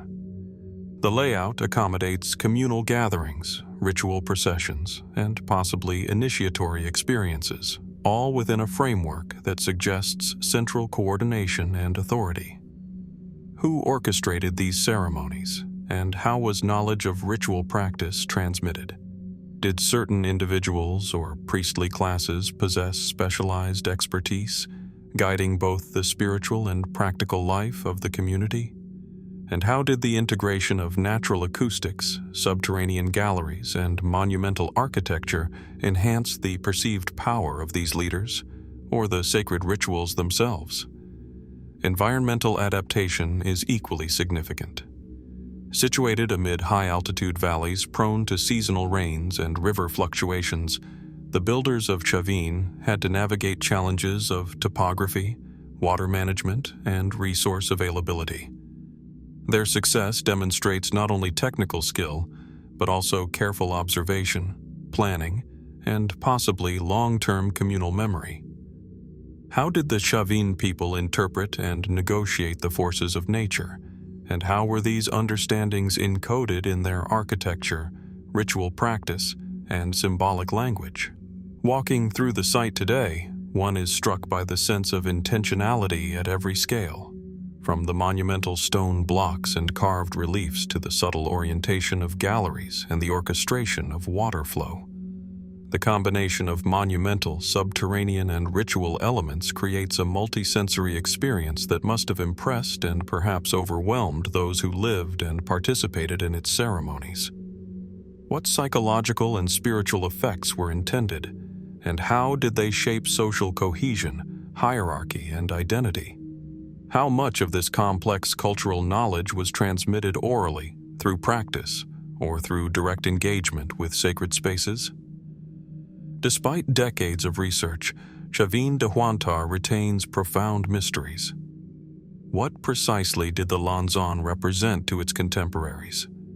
How were the subterranean galleries used in ritual practice, and what role did sound, light, and spatial experience play in spiritual or social life?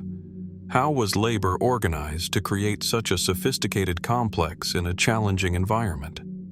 The site communicates in fragments, through carved stone, carved pathways, and orchestrated waterways.